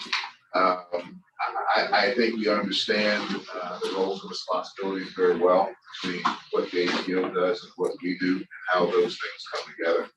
I don't know that we would lose that necessarily if commercial space transportation organization outside the agency. Again, there may be some other data that suggests otherwise. I just haven't seen it yet. That's what I would answer. Thank you. Yeah, I had a question because you're under the FAA, so they have to advocate for your needs. Did they advocate for spaceports getting any funding in the IIJA? Because I know the FAA got $25 billion and they are giving $15 billion to airports for their infrastructure. Are they allowing you to apply for any grants, or did they just not consider you when they were lobbying the help for the IIJA? I don't think that spaceports was included in it. Did they ever say why? Not why. There may be a reason, I just don't know. Because that's above the budget. I mean, it's $25 billion. That's a lot of money over 5 years. And, 15 billion is good for airports, and airports are important. I believe in their infrastructure, but if they're responsible for spaceports and they're responsible for space launch, then they should be responsible for fulfilling their obligation to advocate for it. Yeah, I know the question was asked, and they said spaceports just did not qualify for whatever reason. They didn't state why. They said spaceports did not qualify. Well, wasn't it their job to write the language to make it qualify? Well, that's my opinion, but they didn't see it that way. What do I know? Yeah, we brought it up with a couple of officers, and my understanding that there were some efforts made, but it was not successful. I don't know the details, but we whined, but obviously it's insufficient wine. It was to no avail. Interesting. I've got a question about so are there, like for vertical launches, obviously, at spaceports, there are launch specific infrastructure improvements that need to be made. But, like for us, for example, we only need the commodities and infrastructure that the airplanes need. So, and then often in our experience, spaceports are also airports. I'm sure there are exceptions where there are only spaceports, but usually the runway's there because it's an airport. Your spacecraft runs on Jet A? Correct. And so, how do you, I guess that, I could see that being very confusing. As somebody that used to decide whether more funding should be provided. I'm confident that the two organizations can work together to ensure that there's no double dipping.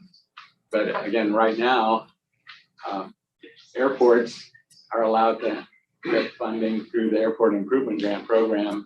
If there's a purely space-related infrastructure item, those are not allowed to receive AIP money. Hey, George, it's Mike Moses. Yeah, I can offer some context, right? We're seeing the same thing. Spaceport America can get funding for taxiways and runways, but not for fueling pads and infrastructure and hazard areas for propellant loading and things like that. So that funding source is cut off to them for those type activities. Thanks, Mike. Exactly. So there is some funding available for even spaceports as long as it's airplane related. Well, It has to be dual use. If it's There's unique to space- airplane funding available. Yeah, not, I wouldn't call it spaceport funding. And airports are very sensitive to that, by the way. So any possibility of spaceports dipping into the air. We go back to the recommendations just while we're having a conversation, so I can read them. Yeah, would y'all mind flipping back? Do you want to go back to recommendation 1 first on spaceport funding? So I don't know how many slides back, several slides back was recommendation number 1.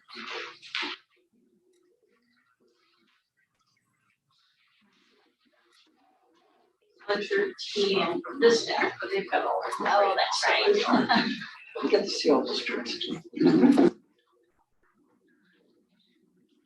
Here we go. So 2 changes to STEM grant criteria to make it align with airport improvement grants. And then as a proposed figure, $100 million a year. If people think that's too big, great. But that's in comparison to the $3.5 billion that airports get and the 20 years worth of $1 billion plus that we did from World War II to 1976. Try this again. I asked this question a couple ways. I think the prioritization needs to consider use. And so what I'm concerned about is a build it and they will come kind of approach. I'm wondering if those that don't support funding for spaceports see that in the way spaceports are stood up when there really aren't users yet. There's a couple of spaceports in the country that actually have flights going in and out of them, but there are many that have none and never have had it yet. So pumping money into those, if we can be assured that money's going to be pumped into infrastructure that's going to be used in the term, it's easier to support than if it's infrastructure that's going to be built that might be used something. Two comments. First, that would be following those type of criteria or others for you to decide how to spend money, right? How to prioritize that. Secondly, guarantee you that airports that didn't exist took money to create them to have any flights or any capability before they. Right, but there was let me just kind of echo, but there was a clear need. Not always. Well, like deliveries, for example, like people wanted mail, like close to them. Yeah, there's an existing travel infrastructure. People need additional destinations. I don't know that we're there yet. So if you want to add a word to that, I'm fine with that. But I think the FAA has the ability to decide on who should get how much money based on whatever criteria they think is appropriate. But kind of like it's not just divvying it all up. That's not the idea. It's kind of what the FAA does with airports. You know, all airports are called airports, but they're drastically different in their capability, right? What they do. And but the FAA tracks all that, right? So, if you went to them and said, I'm the little Leesburg airport that doesn't even have a, manned tower versus I'm Chicago O'Hare, the FAA knows, Exactly, that's the only point I was trying. Yeah, I agree. John, would it be covered by the word capacity? It might be. I mean, these words aren't going to become law anyway. I just wanted to make sure the thoughts out there. No, excellent point. I agree. Capacity is one of the metrics that can and should be used. What is the current program funding level? 0. Okay, so 0. It existed for 3 years until the office was told, don't ask for that anymore. When it was funded, it was maximum, I think, $500,000 was awarded. Correct. 50% of that was. How much infrastructure can you build for $500,000? Especially split up among 4 spaceports. So should the second bullet be modified to not say increase? Current law says the STEM program is authorized to spend $10 million in total until expended. But no money was actually appropriated. We never even got to the 10 million. Gotcha. But it's authorized to 10. So the recommendation is from 10 to from 10 total to 100 per year would be the proposal.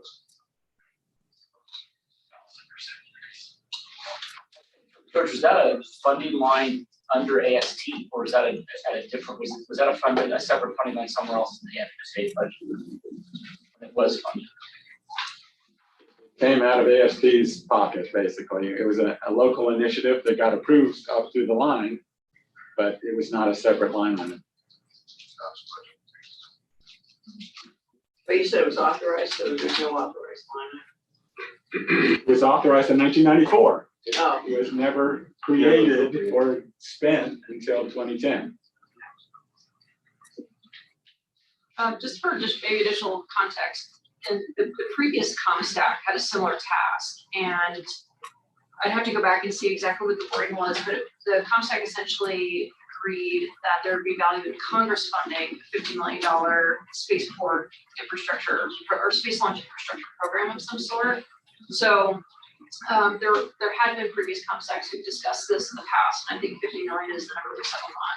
And also for context, there's the Spaceport Act, which is very similar to this. Aside from the funding, I think their funding recommendation is 10 million a year, but it's a 90%, up from 50%. So it's similar language there that's already in the Senate.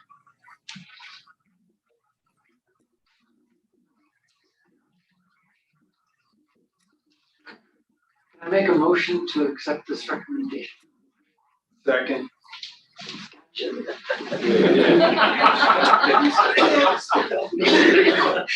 Well, then, just to be extra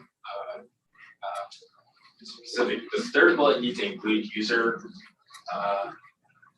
some metric, or is that covered in capacity? Like, did we already? Excellent question, and my assessment, as well as some of the others, is capacity includes not only what you're doing, but what the project could help you to do. So, but again, I defer to the FAA on how to implement it. Well, I guess I would think capacity is different than used capacity. Potential capacity is. Yes, and again, whatever you want to do is fine, but again, I keep hearing speeches from DoD that said, oh, if we only had some other spaceport that could do what we want to do, then we wouldn't just use Cape Canaveral and then so it's a catch-22, but. Again, recommendation, not specification.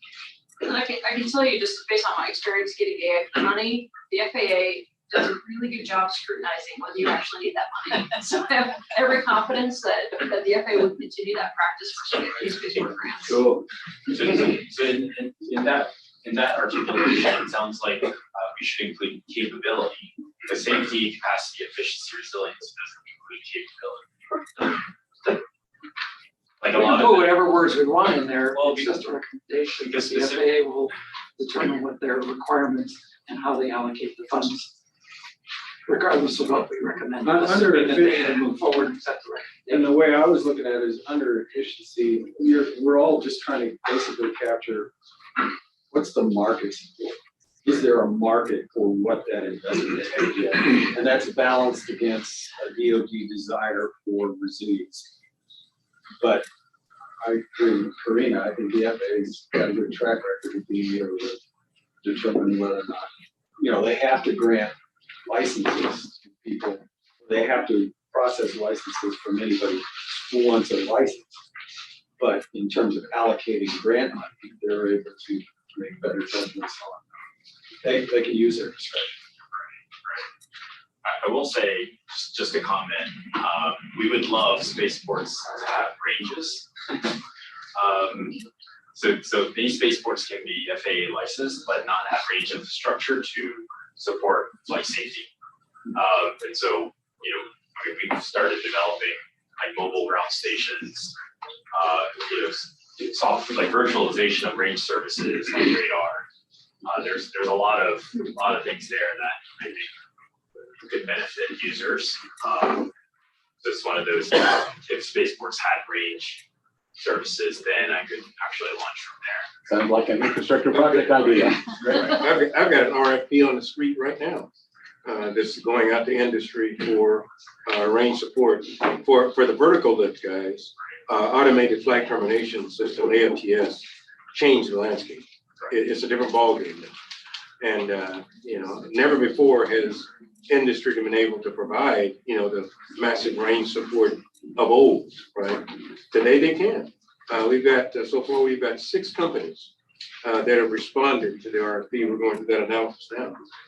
So yeah, commercial options are going to be available in the very near term. We've got a motion and a second on the table. Are we ready to take a vote on this item? I'm very conscious of the time since we have a hard stop in about 40 minutes. So we've got another recommendation to vote on. It's The just on recommendation one, right? I think just one right now. I think we probably ought to separate them, I guess. Yeah. 2 separate functions. Yeah. Okay. Kate, I'll start with you. Yes. Yeah. Yes. Yes. Yes. Yes. Aye. Yes. Yes. Absolutely. Yes. Aye. And folks on the phone, Matt Dunn. Yes. Okay, Mike Moses. Yes. And it's Michelle back with us. Okay, excellent. So this motion passes. And if we want to flip to recommendation 2, which is toward the end of this presentation, discuss that one separately. I know this is a topic that comes up from time to time, and the thought about commercial space transportation getting more attention within the Department of Transportation going elevated is definitely not a new topic, but curious what folks think about this as a recommendation from NASDAQ. Observation, it's at least awkward for ASP leadership to try to have this discussion. So if industry and other stakeholders think it's important, we need to say so. I would move to vote on this. Can I do that? I support. Second. Been moved and seconded. Any questions or discussion on this? About something that's been discussed a lot over many years. Hurry up. Yeah, let it be noted. We're on our own here. Okay, just checking. Any comments or questions on this before we go around the room? All right, Kate? Aye. Aye. Aye. Aye. Yes? Aye. Aye. Aye. Aye. Yes. Aye. Yes. Aye. Folks on the phone, Matt Yes. and Mike? Yes. Great. Okay, I think we're moving on finally, sorry, Brian, to the case presentation, response to comes back. And we maybe need to condense this a little bit. But I do think, like, we don't have any public comments that formally registered. Janice, next slide. Keep going. One more. Okay, so one of the things I want to do at every meeting comes back is track all of our recs that we've received from you all and just describe how we're being responsive to your recommendations from meeting to meeting and do the delta each time. So for this first chart, we're going back 2018, roughly. I can bucket them into 3 buckets, but they could be as detailed as you want to get. But roughly 2600 processes, 18% rulemaking. About half of them are related to ACs and guidance. We are working on a lot of them, and you're going to hear from Randy, Keisha right now on what we're doing to address these. But we have implemented 23%. And then we've not implemented 5 for good reasons, but yeah, 72% we're working on, and we're gonna hear about that right now. So Keisha, I think we're on the STEM topic. Next slide, please. I'll introduce Ms. Keisha Brown. She's our branch manager on the STEM topic. And then following her will be Randy Repchuk. Good afternoon, everyone. Takesha Brown, Branch Manager in the Innovation Division, Research and Development Branch. I am also the STEM Program Manager. In the interest of time, I will summarize our responses in regards to your recommendations, but the specific language, as you know, is in the presentation. So overall, I want to mention how we are excited about the revamping of our STEM program. Last year in FY23, we had one formal AST outreach representative who participated in approximately 11 events, reaching almost 2,000 students from kindergarten to grade 12. However, in FY24, we have revamped our entire STEM program.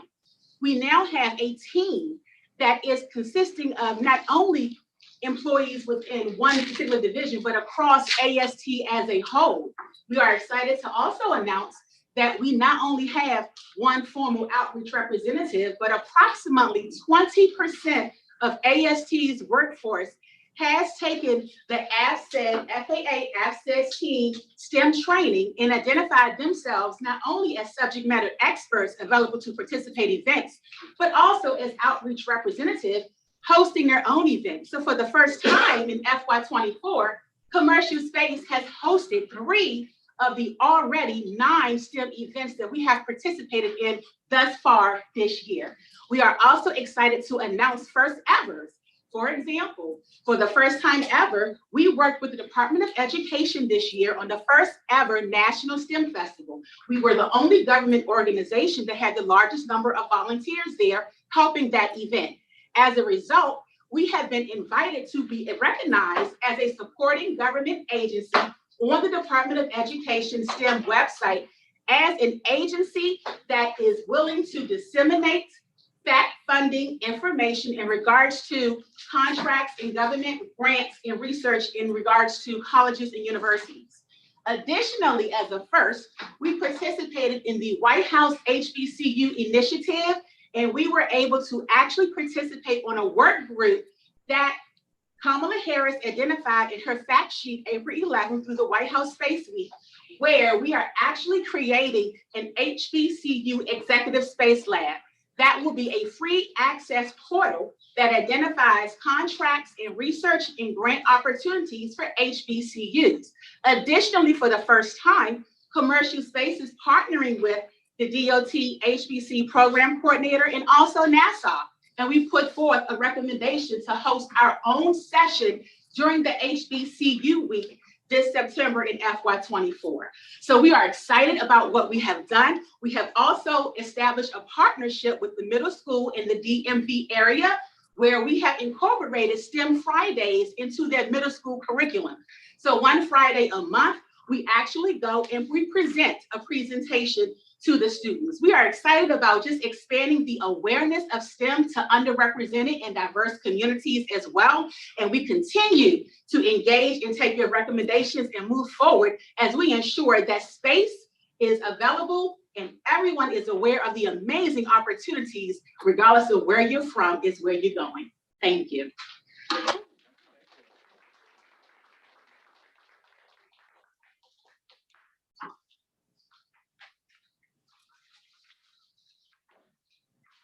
All right, hi, my name is Randy Repchick. I'm the Deputy Director of the Office of Strategic Management. Unfortunately, I have like 13 very tedious slides to go over in a half hour. So I'll try to, it might skip a couple, hit the highlights. Let's go to the next, okay. So these next 8 slides are a continuation of the recommendations and responses. And some of these I covered last meeting, and a lot of these are new. But first, the FAA should conduct a voluntary non-actionable survey to assess the implementation of developed voluntary consensus standards. There's nothing we talked about this last time. We don't have any active survey going on right now. We don't believe there's any particularly ASTM standards being used. Our thought is as standards continue to grow and if we start seeing some use, we'll start doing some kind of survey. But right now, we're not doing anything. This next one's on standards, how the FAA should use standards as a means of compliance. And we would love to have a full body of voluntary consensus standards that we could use or accept as a means of compliance to our regulations. I mean, that's the ideal, right? So we haven't done it yet. We do have a process. We're updating our process right now. The reason we're updating is because what we want to do is we're changing how we work with ASTM on standards. We want to get in early when the standard is starting to be discussed before it gets scoped. The FAA is going to provide input into that standard so that it doesn't get too far along before it's not any use for us. And we'll also provide comments before it gets voted on. So for us to accept voluntary consensus standards as a means of compliance, we really have to trust the process. You know, the ASTM process and the AIAA process and those voluntary consensus standard bodies, they have a certain process that if it's done correctly, when out comes the other end, should be a standard we can accept. And so we want to make sure that we're involved in the development of the standard so that when it comes out, we'll still have a standards review board and try to go through a formal process to accept it, but it should be a pretty good, decent standard. Next slide. So this is just a general, an update on our efforts to streamline the licensing process. Dan Murray is going to talk about some streamlining efforts we have right now. A couple of things I do want to mention though is, it's already been mentioned here, we do have the Part 450 rulemaking that we're going to begin, and we'll begin with the Spark. And so we're really going to emphasize that particular rulemaking in the next couple of years here to get that going. But in the meantime, there's lots of work to do. Like I said, Dan will talk about a few things. One issue that always comes up is our relationship with federal launch ranges and how that process works. And we continue to try to work with the federal launch ranges to make the process more smooth for operators. A couple of things we're doing, we have a policy in draft on a formal policy that we will have on our website when it's out about how we accept products and services by the federal launch range. That particular policy is in the CSWG right now, being worked. When that's complete, we'll get that out. But we want to more formalize the process we use to accept federal services. We're also working with NASA on an interagency agreement. We don't have a specific agreement on how we would accept range services from Wallops and Kennedy Space Center. And so we started working with NASA headquarters to get this interagency agreement together. And then we'll have two annexes to that agreement, one for Wallops, one for Kennedy Space Center. So we just started that. There'll be a few month effort, but we want to really kind of crystallize how we do that, particularly like the spaceport that has, or a federal launch range that has a commercial spaceport, and try to work those details out. The second part here is this National Spaceport Interagency Working Group. As most of you know here, that working group put together a bunch of recommendations, and it's currently going through an interagency process. So we're working with the National Space Council and OMB through that process. And once we get through the interagency process, we will have the Office of Spaceports brief that out to the public. Next slide. The bottom line on this one is about the FAA should clarify and amend Part 450 to address challenges with the requirements that are distinct for launching reentry. And I think that was discussed this morning a bit about how, particularly reentry, is one of those areas that we've got a lot of feedback from, that reentry is having a harder time than, say, launch to get through Part 450. At our conference in February, we met with a bunch of reentry operators to start talking about those, particularly with conditional expected casualty as a requirement for reentry that some of the reentry operators are struggling with. So that dialogue is still ongoing. And of course, in the rulemaking, we'll address it more directly. In fact, that's one of those things when we start putting the Spark together for Part 450, I can imagine reentry might be a particular working group in that Spark to really address those issues head on. Okay, next slide. This is about the change control process for technical standards. I think what this came about because we're always in the rocket safety world. We're always learning new things, right? And the question is, if a company is in the middle of an application process, and then we learn something new. Like I think, for example, a couple of years ago, we realized that first stages often impact the ocean intact, and so have much more greater explosive potential than we had originally thought. And there's other examples, right? So we get this new information. A company is already in the middle of an application process. What do we do about it? And so we know we got to kind of balance safety with fairness, really. And so we're putting together a policy now on this very topic. That's not finalized yet, but the ideas are two core principles. One is that if this particular safety issue or thing that we learned so big that it actually, for whatever the operation is, increase the risk above the risk criteria. And number two is we got this new information.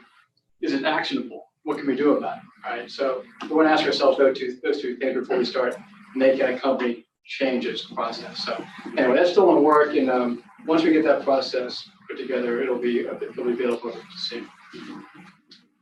Okay, next one. So these are tedious slides. I'm going to cover one thing on this particular slide, just the fourth bullet. It says the FAA's approach to reviewing and accepting flight safety analysis methodologies has been inconsistent. And so I started talking to the folks that do this kind of work, and it was true. It was a very good comment. We did have some inconsistencies as we looked at methodologies, but the division that does these analyses has since changed its ways, right?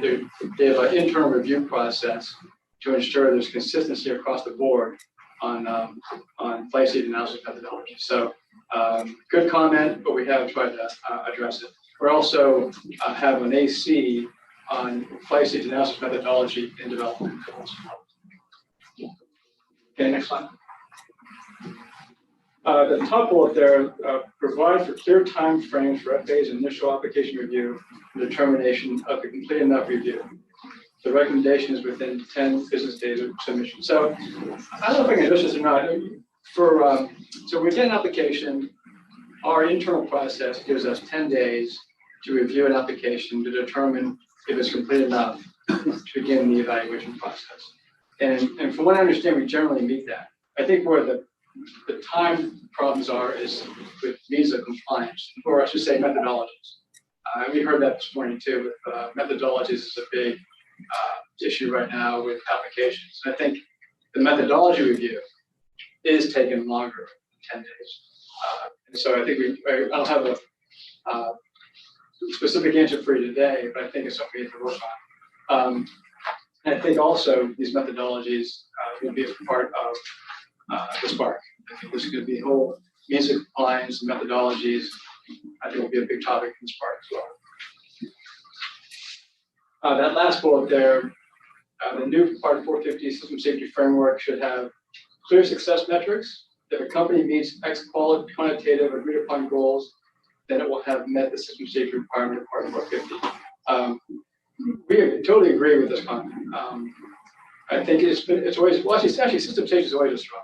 Way back when we had Part 431, which was a system safety process for reusable launch vehicles. System safety is it's a relatively easy regulation to write. It's a very hard one to enforce. So it's qualitative, right? It's a qualitative process. And I think we're trying to improve internally how we do that, but also I think, once again, in Spark, system safety and how it relates to the quantitative risk analysis that we did for launch entry, I think is a big topic, and I think we have to talk about that in Spark. And I can see that being a definite separate working group there. Next slide.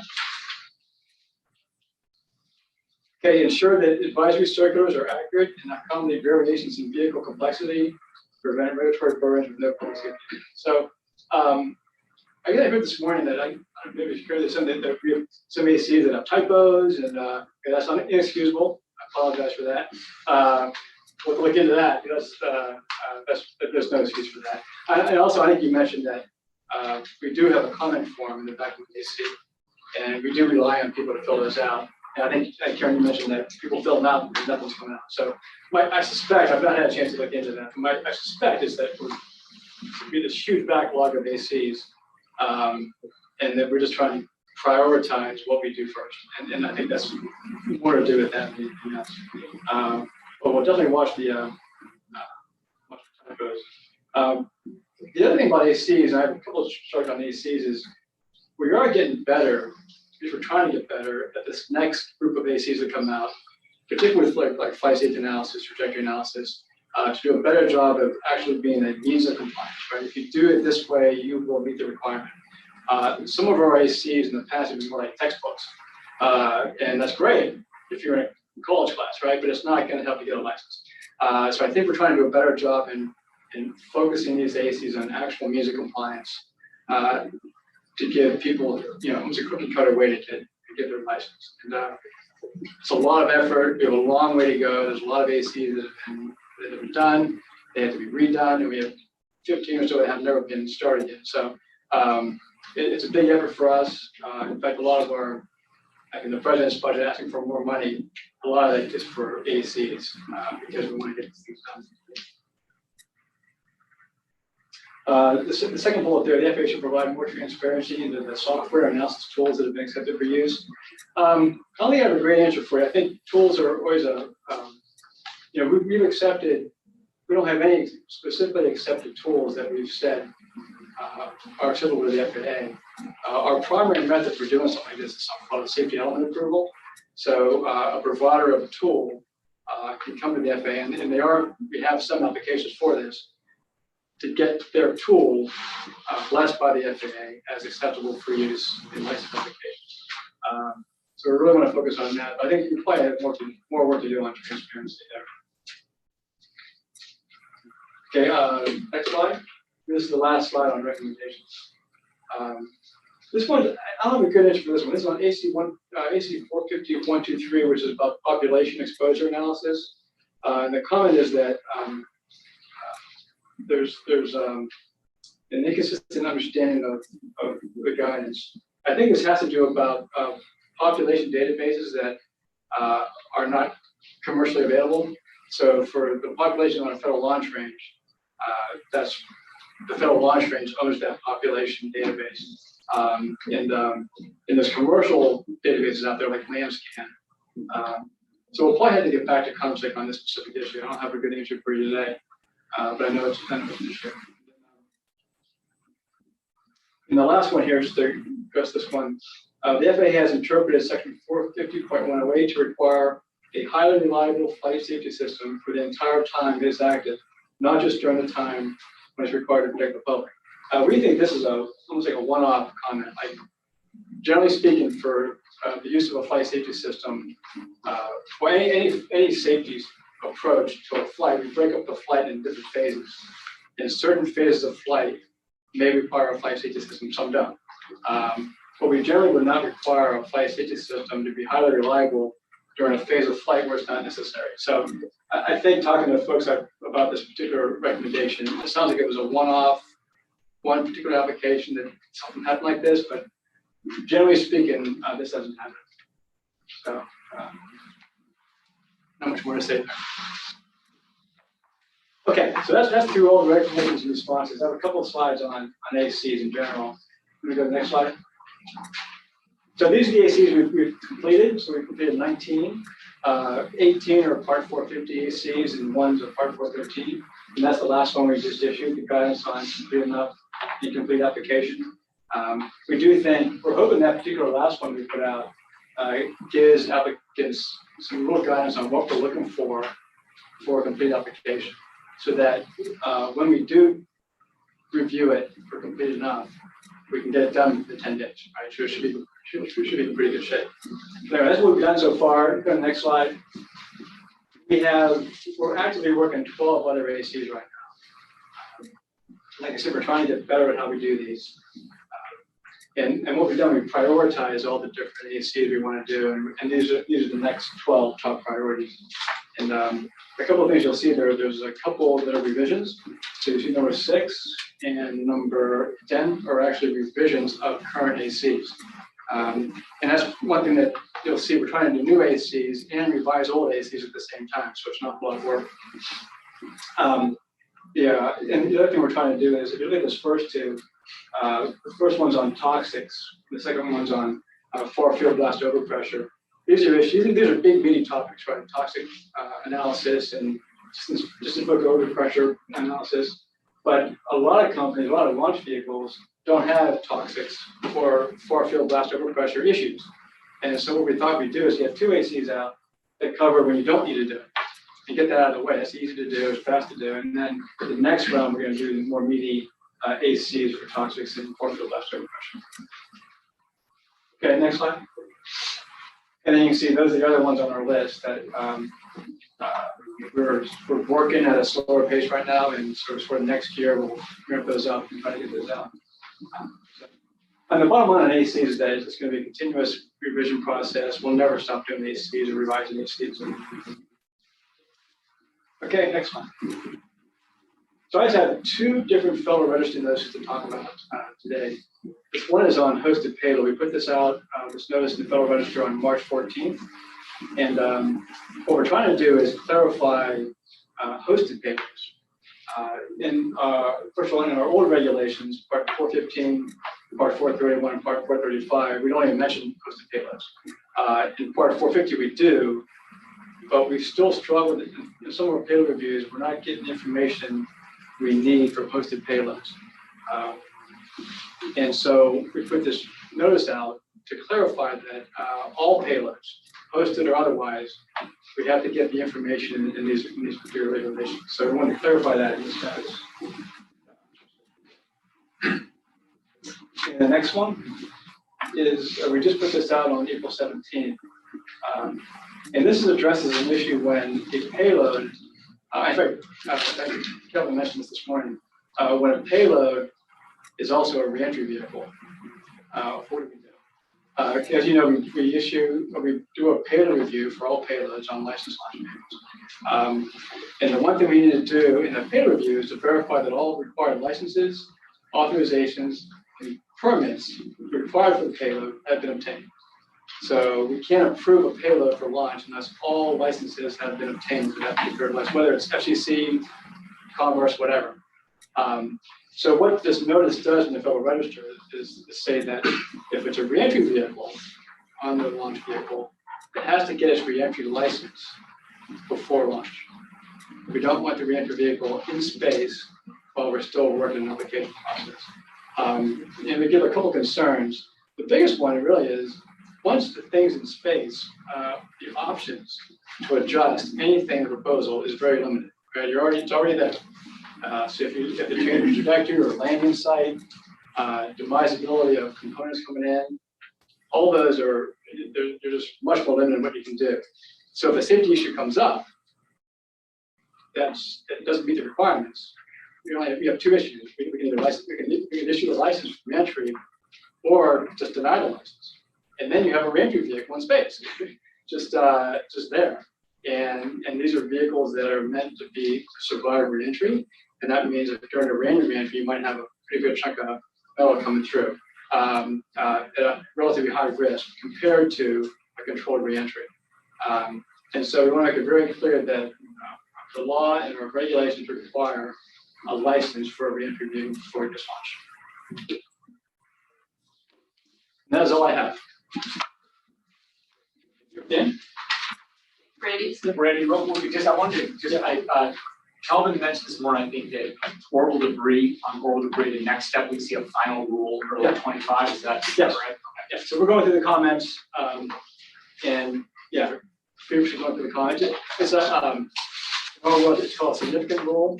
So I guess the benefit of having to go through DOT and OMB, so that just adds much to the cost. So it'll be 25.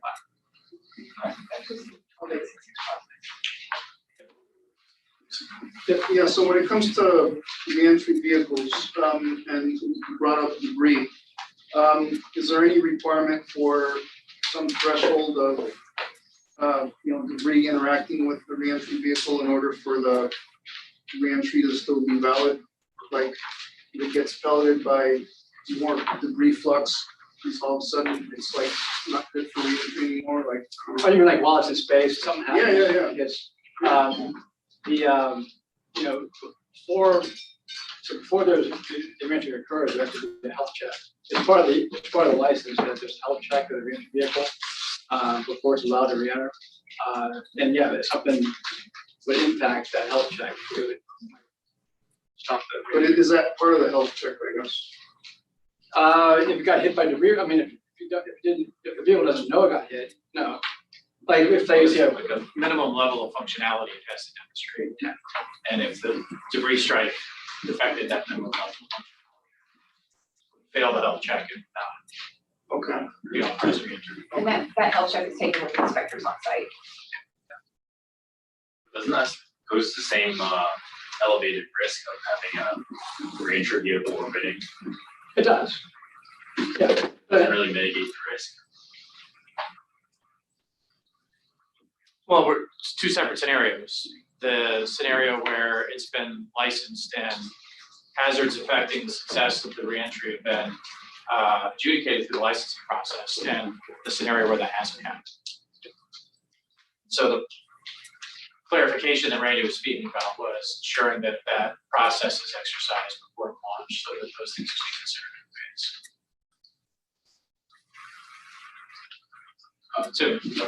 If when it goes through the licensing process, we know what those minimum level, what that minimum level of capability is to perform a successful reentry. Before it goes through the licensing process, we don't even know what that is. Those contingencies are covered. Yes. Through that licensing process. Through hazard analysis. Right. Okay, next.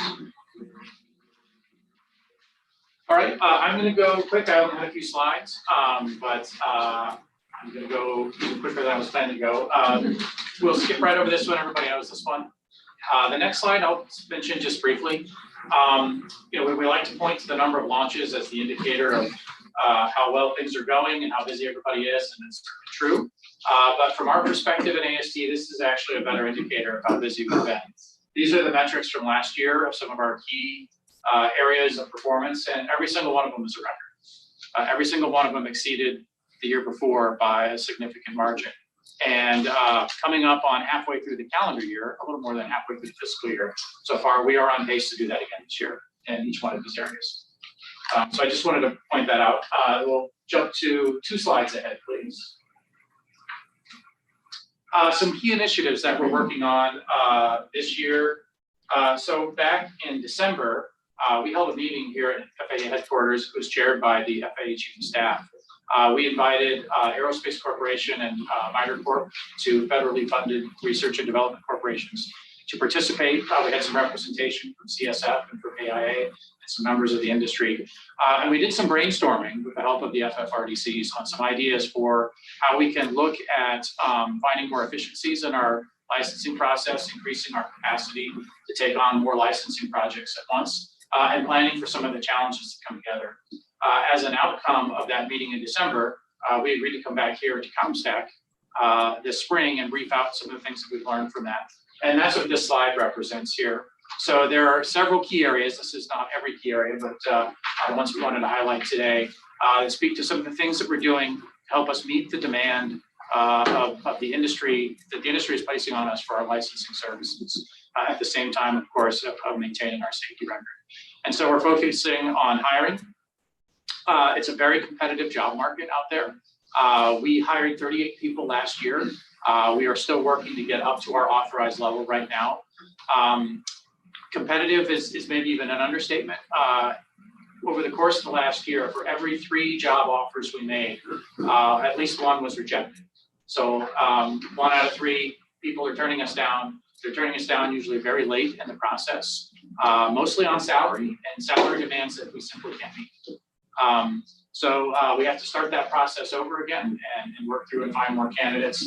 So it's been a bit of a slog to get to our hiring numbers, but we have an opportunity to staff up, of course, to our authorized level now, and then to perhaps a higher level with the President's budget request next year. So we're looking at some innovative ways to increase the talent pool. We're working with some specific universities to identify some graduates that have some raw skills that we're looking for, develop some pipelines that would hone in on those skills. We're looking to look at the job series associated with each of our disciplines and see if we can broaden those job series to bring in people with experience maybe from other industries that would be applicable to what we're doing. Of course, we have partnerships with the Space Force and NASA, also looking for more talent. We're looking at recruitment bonuses, retention bonuses. These things you would think would come naturally perhaps, but in our government world here, I got to put together proposals and get permission from pretty high levels to implement those sorts of things. Our team is working very hard on that with the idea that we're going to staff up as quickly as we can to our authorized level, maybe even go a little bit above that to account for attrition. And then should the president's budget request become a reality for us next year, we'll be in an even better position to staff up at that point. And of course, we're looking for some pretty significant gains, certainly in our licensing capability, but even beyond that, staffing proposals we have presented to us next year. So that's one area we're looking at. The industry guidance, Randy mentioned that all the ACs that are in work, revisions as well as new material. We've got 12 that we're planning out this year, and we're working diligently toward that. We're holding more industry workshops. We actually just had one last week. It was for an international audience, but we have at least 2 more planned for this year. We did one last year on flight safety analysis. We did one on system safety analysis. We've got some more coming up on mishap and compliance and enforcement. We also have our ongoing office hours for every 2 weeks. We set aside an hour to invite the industry to come in and ask us questions, particularly about flight safety analysis, but we'll field other questions as we get them to help take on some of the specific challenges that folks have found with Part 450 and discuss those in a group setting. Those have been pretty successful so far. So we're continuing to look at both traditional and non-traditional ways of providing more guidance to the industry. We're also looking at increasing the efficiency in our licensing process. There's a couple of different ways that we're looking at doing this. We're focusing on our decision-making process. We want to get to making our decisions much more quickly, more expediently. We're looking to incorporate some safety risk management principles into our decision-making processes, and we have some help to do that coming up from one of the FFRDCs.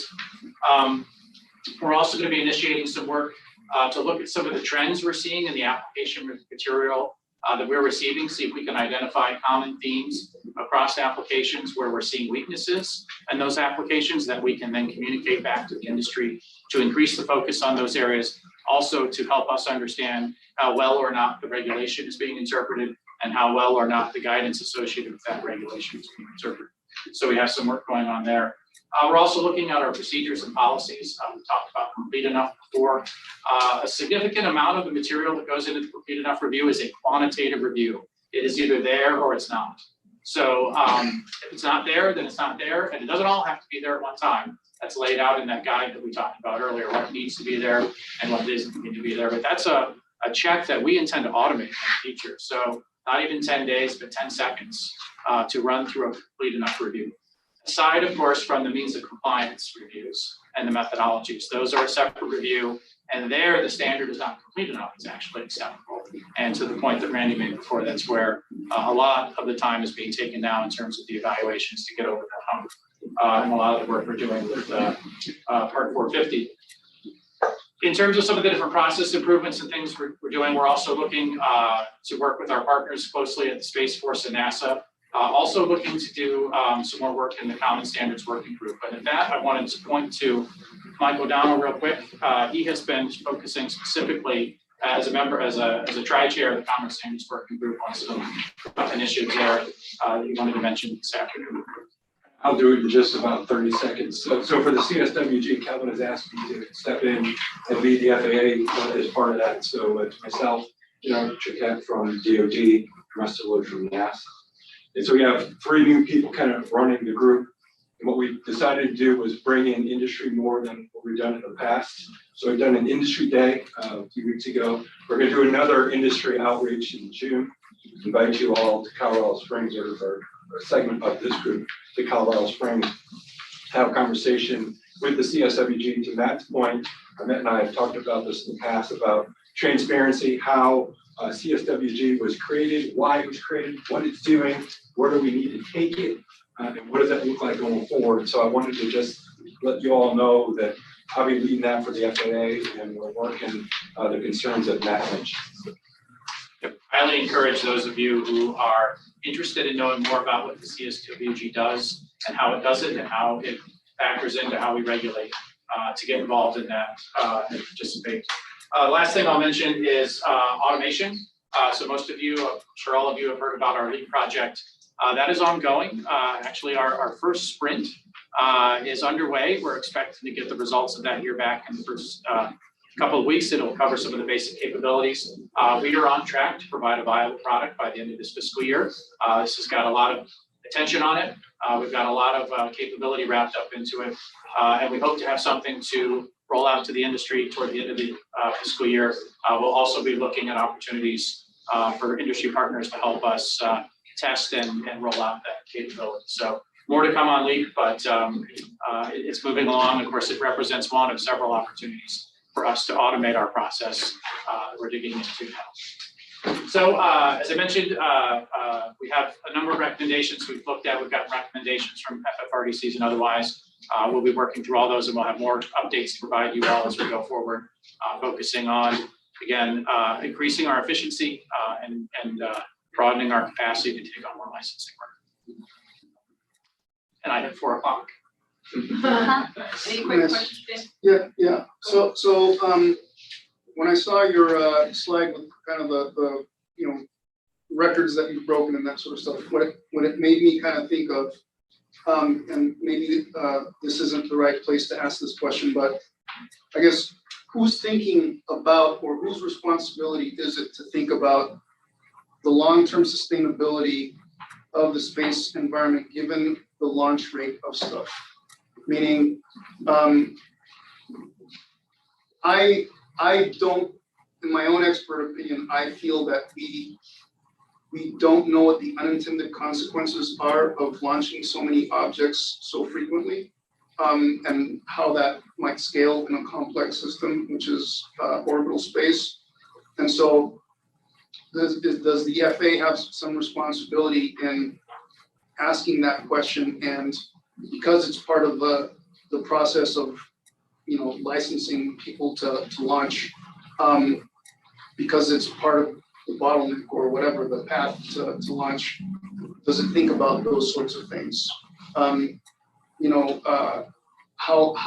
many satellites is it okay to be launching every week or every couple of weeks?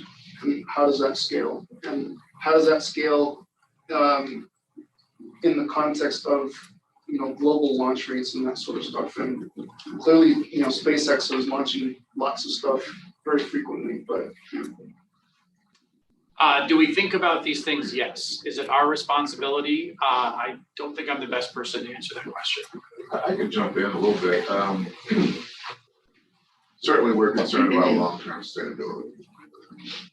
Rule speaks that to some degree in the scope of our authorities. We deal with that issue. Other government agencies, the FCC, Department of Commerce, we're all looking at it. I think the UN Office of Outer Space Affairs is also looking at this issue in terms of kind of how do we preserve the space environment for the long term. And so I would say it's a collective issue, but if you want to look at a convening body that's pulling everybody together, and I don't want to put too much pressure on Ms. Holly, if you will, but I think there's something to take a look at this. We'll try to address that question before we go. So if the UN said, we've done a study and you, the United States, are launching too many objects too frequently, you need to slow down. What the UN? Exactly, you already know what the answer is, right? That's my point. Well, that wasn't your question. Yeah, but you know what my question was. But what I'm saying is that if there was some sort of evidence that the unintended consequences of our current launch rate is something that is leading to unsustainability of orbital space, would the FAA take that into consideration and basically, I don't know, adjust the number of licenses or that sort of thing? It's interesting. We kind of deal with this in a different context with the National Aerospace System. Oftentimes we're asked the question, how does launch affect mass efficiency? we oftentimes say, well, that's not within our job to consider that NASA efficiency argument. The only that's in our job is public safety. So we typically don't consider the NASA efficiency question. I look at this as in a similar context. If you're asking us, should we be considering the long-term sustainability in our work of issuing licenses, it's probably outside the scope of what we're doing. So do you have an idea of like whose job jar that would be? I think in terms of who should make the call and saying how many launches is enough launches. Well, our United States Congress has responsibilities to give us authorization as to what we should be working on. Trust the wisdom of the Congress. Well, that gives us our job instructions. All right. Karen, if you could. Yeah, and I guess, Dan, since you're in the weeds on licensing, even from your position, I know you get very involved and we very much appreciate that. I want to follow up with you on the question I posed to Kelvin at the beginning of the day about how you're seeing licensees leverage the legacy regulations as means of compliance to achieve approvals, maybe in a less burdensome or timely fashion, but achieving the same levels of safety that we expect. We're having a lot more of those conversations right now. In the last 2 years, we've been pressing the industry, all of you, to get moving on transitioning from 417 and 431 into 450. So I believe just about every company now, we're actually engaging in those conversations. So we're kind of starting with the point of, okay, what is the approach you have here that you were meeting under the legacy license? How does that map to what we had in 450 in our training camps? And it is a bit unique from company to company. There is, I don't believe, a one-size-fits-all path to transitioning from legacy regulations to 450, but we're working those out now. What about the new applicants that for whom the 450 far exceeds what they need? I would say what they think that they need in order to get an approval based on the perhaps less ambitious approaches that they're putting forward. You actually had a quote this morning that I wrote down. That's right. Oh, Yowza. Track the level of analysis to the level of risk. Right. Exactly. We couldn't agree with you more. Much easier said than done. But I mean, in terms of regulating only to the extent necessary, that is exactly what we're going to try to do. So I don't have a very specific, concrete answer for you, but we are definitely looking at it that way. It is definitely not one size fits all between a Falcon 9 and an Electron, or even an Electron from New Zealand or Wallops. Those are all very different circumstances, and the circumstances have to dictate the level. Well, it's a very different circumstances to pick on Rocket Lab and Electron to try and do a 450 license that covers all of that with the methodologies and everything involved, versus doing singular licenses for even multiple launches from the same site on the same vehicle on the same trajectory. Right, the 450, the 450 workload, is significantly more to accomplish the same thing as what would be the process for those individually. Right? Am I missing something there? No. So we can foresee an applicant coming to us and presenting us with more than one methodology, and those methodologies might be applicable in some places and not others. And it could be based on the level of rigor required in the analysis. You have a high rigor methodology that you need for this circumstances. You have a lower level of rigor you need in these other circumstances. We can look at both, and we can include both of those in the license. But they would just be scoped so that their applicability is understood. Yeah, I mean, it creates incentives to try and find the lead, because we're all trying to go fast to deliver services to our customers, so to speak, right? It's kind of a theme that we all, and everything always takes longer than you would like it to. In this world, it seems like we certainly are incentivizing people to make choices about that. Because of the challenges that come with the 450 transition, or even just starting with 450 if you have to, about de-scoping to take the smallest fight possible in order to get through the licensing process, because trying to eat the whole elephant is just impossible, usually in the time frame that most people are trying to achieve launch. Absolutely, and we've looked at doing that a couple different ways. Grouping sets of requirements. So for example, we can start moving through a 450 evaluation of ground safety, for example, while an operator is still operating under 417 or 431. And then we have that piece out of the way, maybe completely or maybe mostly. And then look at parts of flight safety and do it pieces with that idea in mind. To a point that was made earlier today, you know, the environment that we have here and how conducive it is innovation. It all depends on the time available. We are finding in nearly all of the evaluations that we're going through that everybody's falling back. They come in with innovative ideas. Here's a new way of doing something. Here's what I want to do. And we start to dig in, and then time becomes the most precious commodity, and we fall back to the way we've always done it. With the idea, oh, we'll get back to it. We'll come around to it. But we're hoping and waiting for folks to come around back to those. We understand you're in a situation where your launch date matters, and holding that launch date is super important. And so we're finding a path to get there. One of the ways we're doing it actually is something you mentioned earlier today, Karen. Licensing basically a single launch. We'll license a single launch. Oftentimes we'll do that through an independent analysis, which is a significant relief to the applicant based on the regulatory burden that they would otherwise go through 450.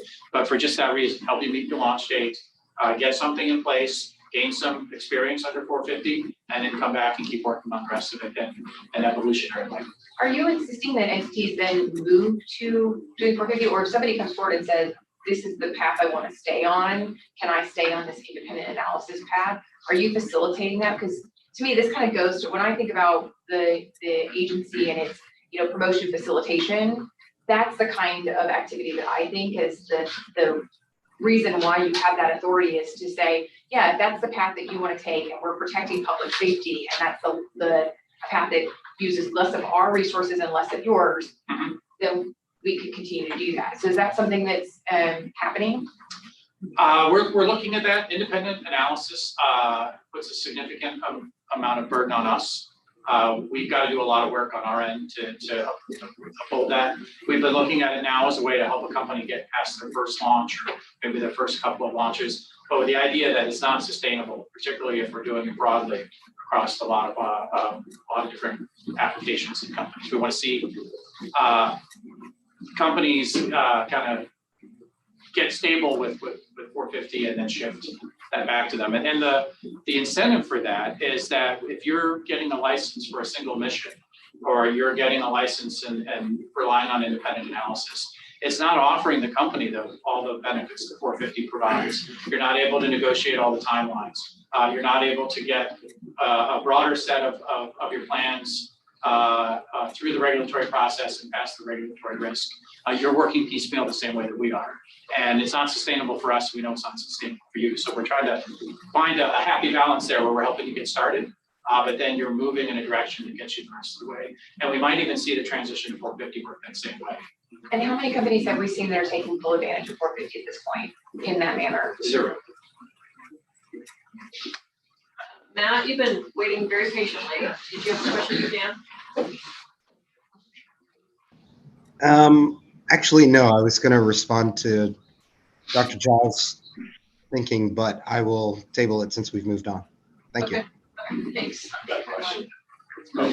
Well, you know, hey, Matt, maybe offline or whatever, like, I'd love to sync up with you on that, man. So. Yeah, absolutely. My only observation was going to be that I think it's the wrong proposition to evaluate sustainability on the number of launches or the amount of mass to orbit into space, but sustainability should be evaluated on the operational approaches and design of systems, and that would be a more appropriate way to think about these things. So happy to chat offline. Cool. All right, Jay, maybe one final comment that we need to wrap up. Yeah, and mine will be quick, because this is something that, you know, I get asked a lot, and it's very unique to our system, so I understand, but I'd love to. So I wanted to talk about FAA partnerships with like sentient machines like AI, because that's something that we're actively working on. So like if your launch vehicle is itself capable of sensing risk and managing it, how do you foresee that sort of tying into the licensing process of that particular launch? So for example, it's really difficult to argue that if you have data on, in real time that we're trying to predict through models and analysis methodologies in the licensing process, but in actual flight, you have real data. For example, bird strikes, right? You can't predict where birds are going to be, but clearly that poses a risk. And right now we sort of apply this mathematical approach where we, have a model analysis method. I think there are technical arguments that can be made that the launch vehicle that can sense and avoid a bird and improves public safety. In that sense, because we mentioned automation, but what about autonomous, like safety assurance or safety for populations? And I just wanted to hear your thoughts on like where you kind of see that, how that fits into the framework of this as the regulations evolve. Looking at Randy here for a little bit of help, but I don't think there's anything in the regulation that prevent you from bringing that forward as a hazard mitigation strategy. Right, but in practice, I think the current 450 framework would scrutinize AI pilots, for example, the same way that it would scrutinize like a launch vehicle that's flying off, navigating by waypoint or something that isn't active risk mitigation. So so the math doesn't work if the number of trajectories that are possible in a given mission is virtually infinite. Non-deterministic. I mean, it depends how we define non-deterministic, but It's deterministic, but of high number. right. I mean, mathematically, non-deterministic doesn't mean that you can't predict it. It's just a character of the function. Yeah, so I guess this question that we get asked a lot by investors is, how does this actually help? Your particular launch vehicle launch faster if you're going to be subject to saying, right? Why overcomplicate the problem? Mm-hmm. Right? Just build a vertical launch vehicle and just go off above a pad. But that doesn't, for us, address how we get better, how we get faster. Well, I mean, at its heart, our 450 is meant to be performance-based and be as accommodating to innovations. So I would like to think that there's a way to make it work. I don't think I know enough about what you're proposing to be more specific than that, but I'd like to think there's a way to make it work. Just and one final follow-up. Is there, like, for example, would there ever be a possibility that, sort of this aggregate population density-based analysis sort of goes away, and we rely on like onboard systems to mitigate risk to general population in real time? Yes. Awesome. I don't know when, but yes. That question is so open-ended. Will there ever be a probability? Can't tell you when. Infinite big, infinite small. There are a lot of industries where that would never be the case. And I won't waste time talking here, but it's certainly much older industries where that wouldn't ever be appropriate. Thank you, Dan. Really appreciate it. And just a note to AST, incorporating this feedback into the ComSec meeting, I think has been a real, made a real difference for ComSec meetings, and getting that feedback on our recommendations is critical. So I really appreciate it. Sorry we had to cut it a little bit short, because it would have been nice to hear a little bit more information clearly and have that dialogue with the ComSec members. But going forward, yeah, definitely we should plan to budget a little bit more time there. So just quickly, a couple things. Quick plug for ASTM, folks especially that are interested in doing spaceflight. If you're very interested in that. You've got an opportunity to join AST on the F47 effort. That's developing the industry consensus standards there. So just a quick plug there. For the working groups that have white papers to turn in, I would ask just to keep working on those white papers. If you need additional feedback, make sure those are circulated. And we should plan to try to wrap those up over the next couple of weeks and send them into AST. We wanted to budget a little bit of time talking about future taskings. I think instead I'll just send out a note and ask for folks if you have suggestions on future taskings. We lost a lot of members, I think 7 or 8 members over this term so far. And what I'd like to do is kind of consolidate the working groups. But it's going to depend a little bit on what the tasks look like over the next 6 months. If we have a really light load, maybe it's not necessary to start, separating folks out. So we'll take a look at that and get some feedback from you all. Obviously, we've got to wrap up the R&D task, so we'll at least plan to tackle that one. We do aim to have a September meeting to wrap up this comp stack, which our term ends, I think, technically mid-October sometime. So we'll try to have one additional meeting in September to wrap up the tasks. It's just a quick, thank you to FAA for all of your support at CompStack. Kelvin, thank you for being here all day. I really appreciate that. It was great to have you chime in on the various discussions. It's been wonderful. And Brian, thanks for all of your hard work and your diligence and just really staying on top of a lot of these topics. We really appreciate it. And to the whole team that joined today. And to the members, I can't thank you enough for the work that you're putting into the tasks. I know that you have a lot of demands on your time as the industry continues to grow and expand, and we have a lot of work to do. So I can't tell you how much I appreciate the work that you're doing and how much I appreciate the fact that AST is really taking those recommendations into consideration.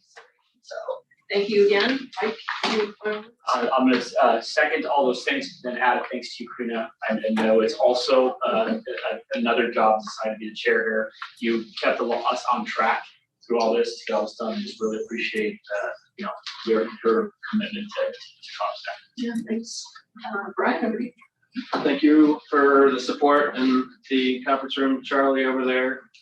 You all know who you are. Thank you for the folks on the line. Sorry you couldn't be here. I'm glad we could make it all work, and we look forward to getting the next meeting and the future taskings out in a few weeks. So with that being said, we can adjourn this meeting. Thank you. Thanks, Brian.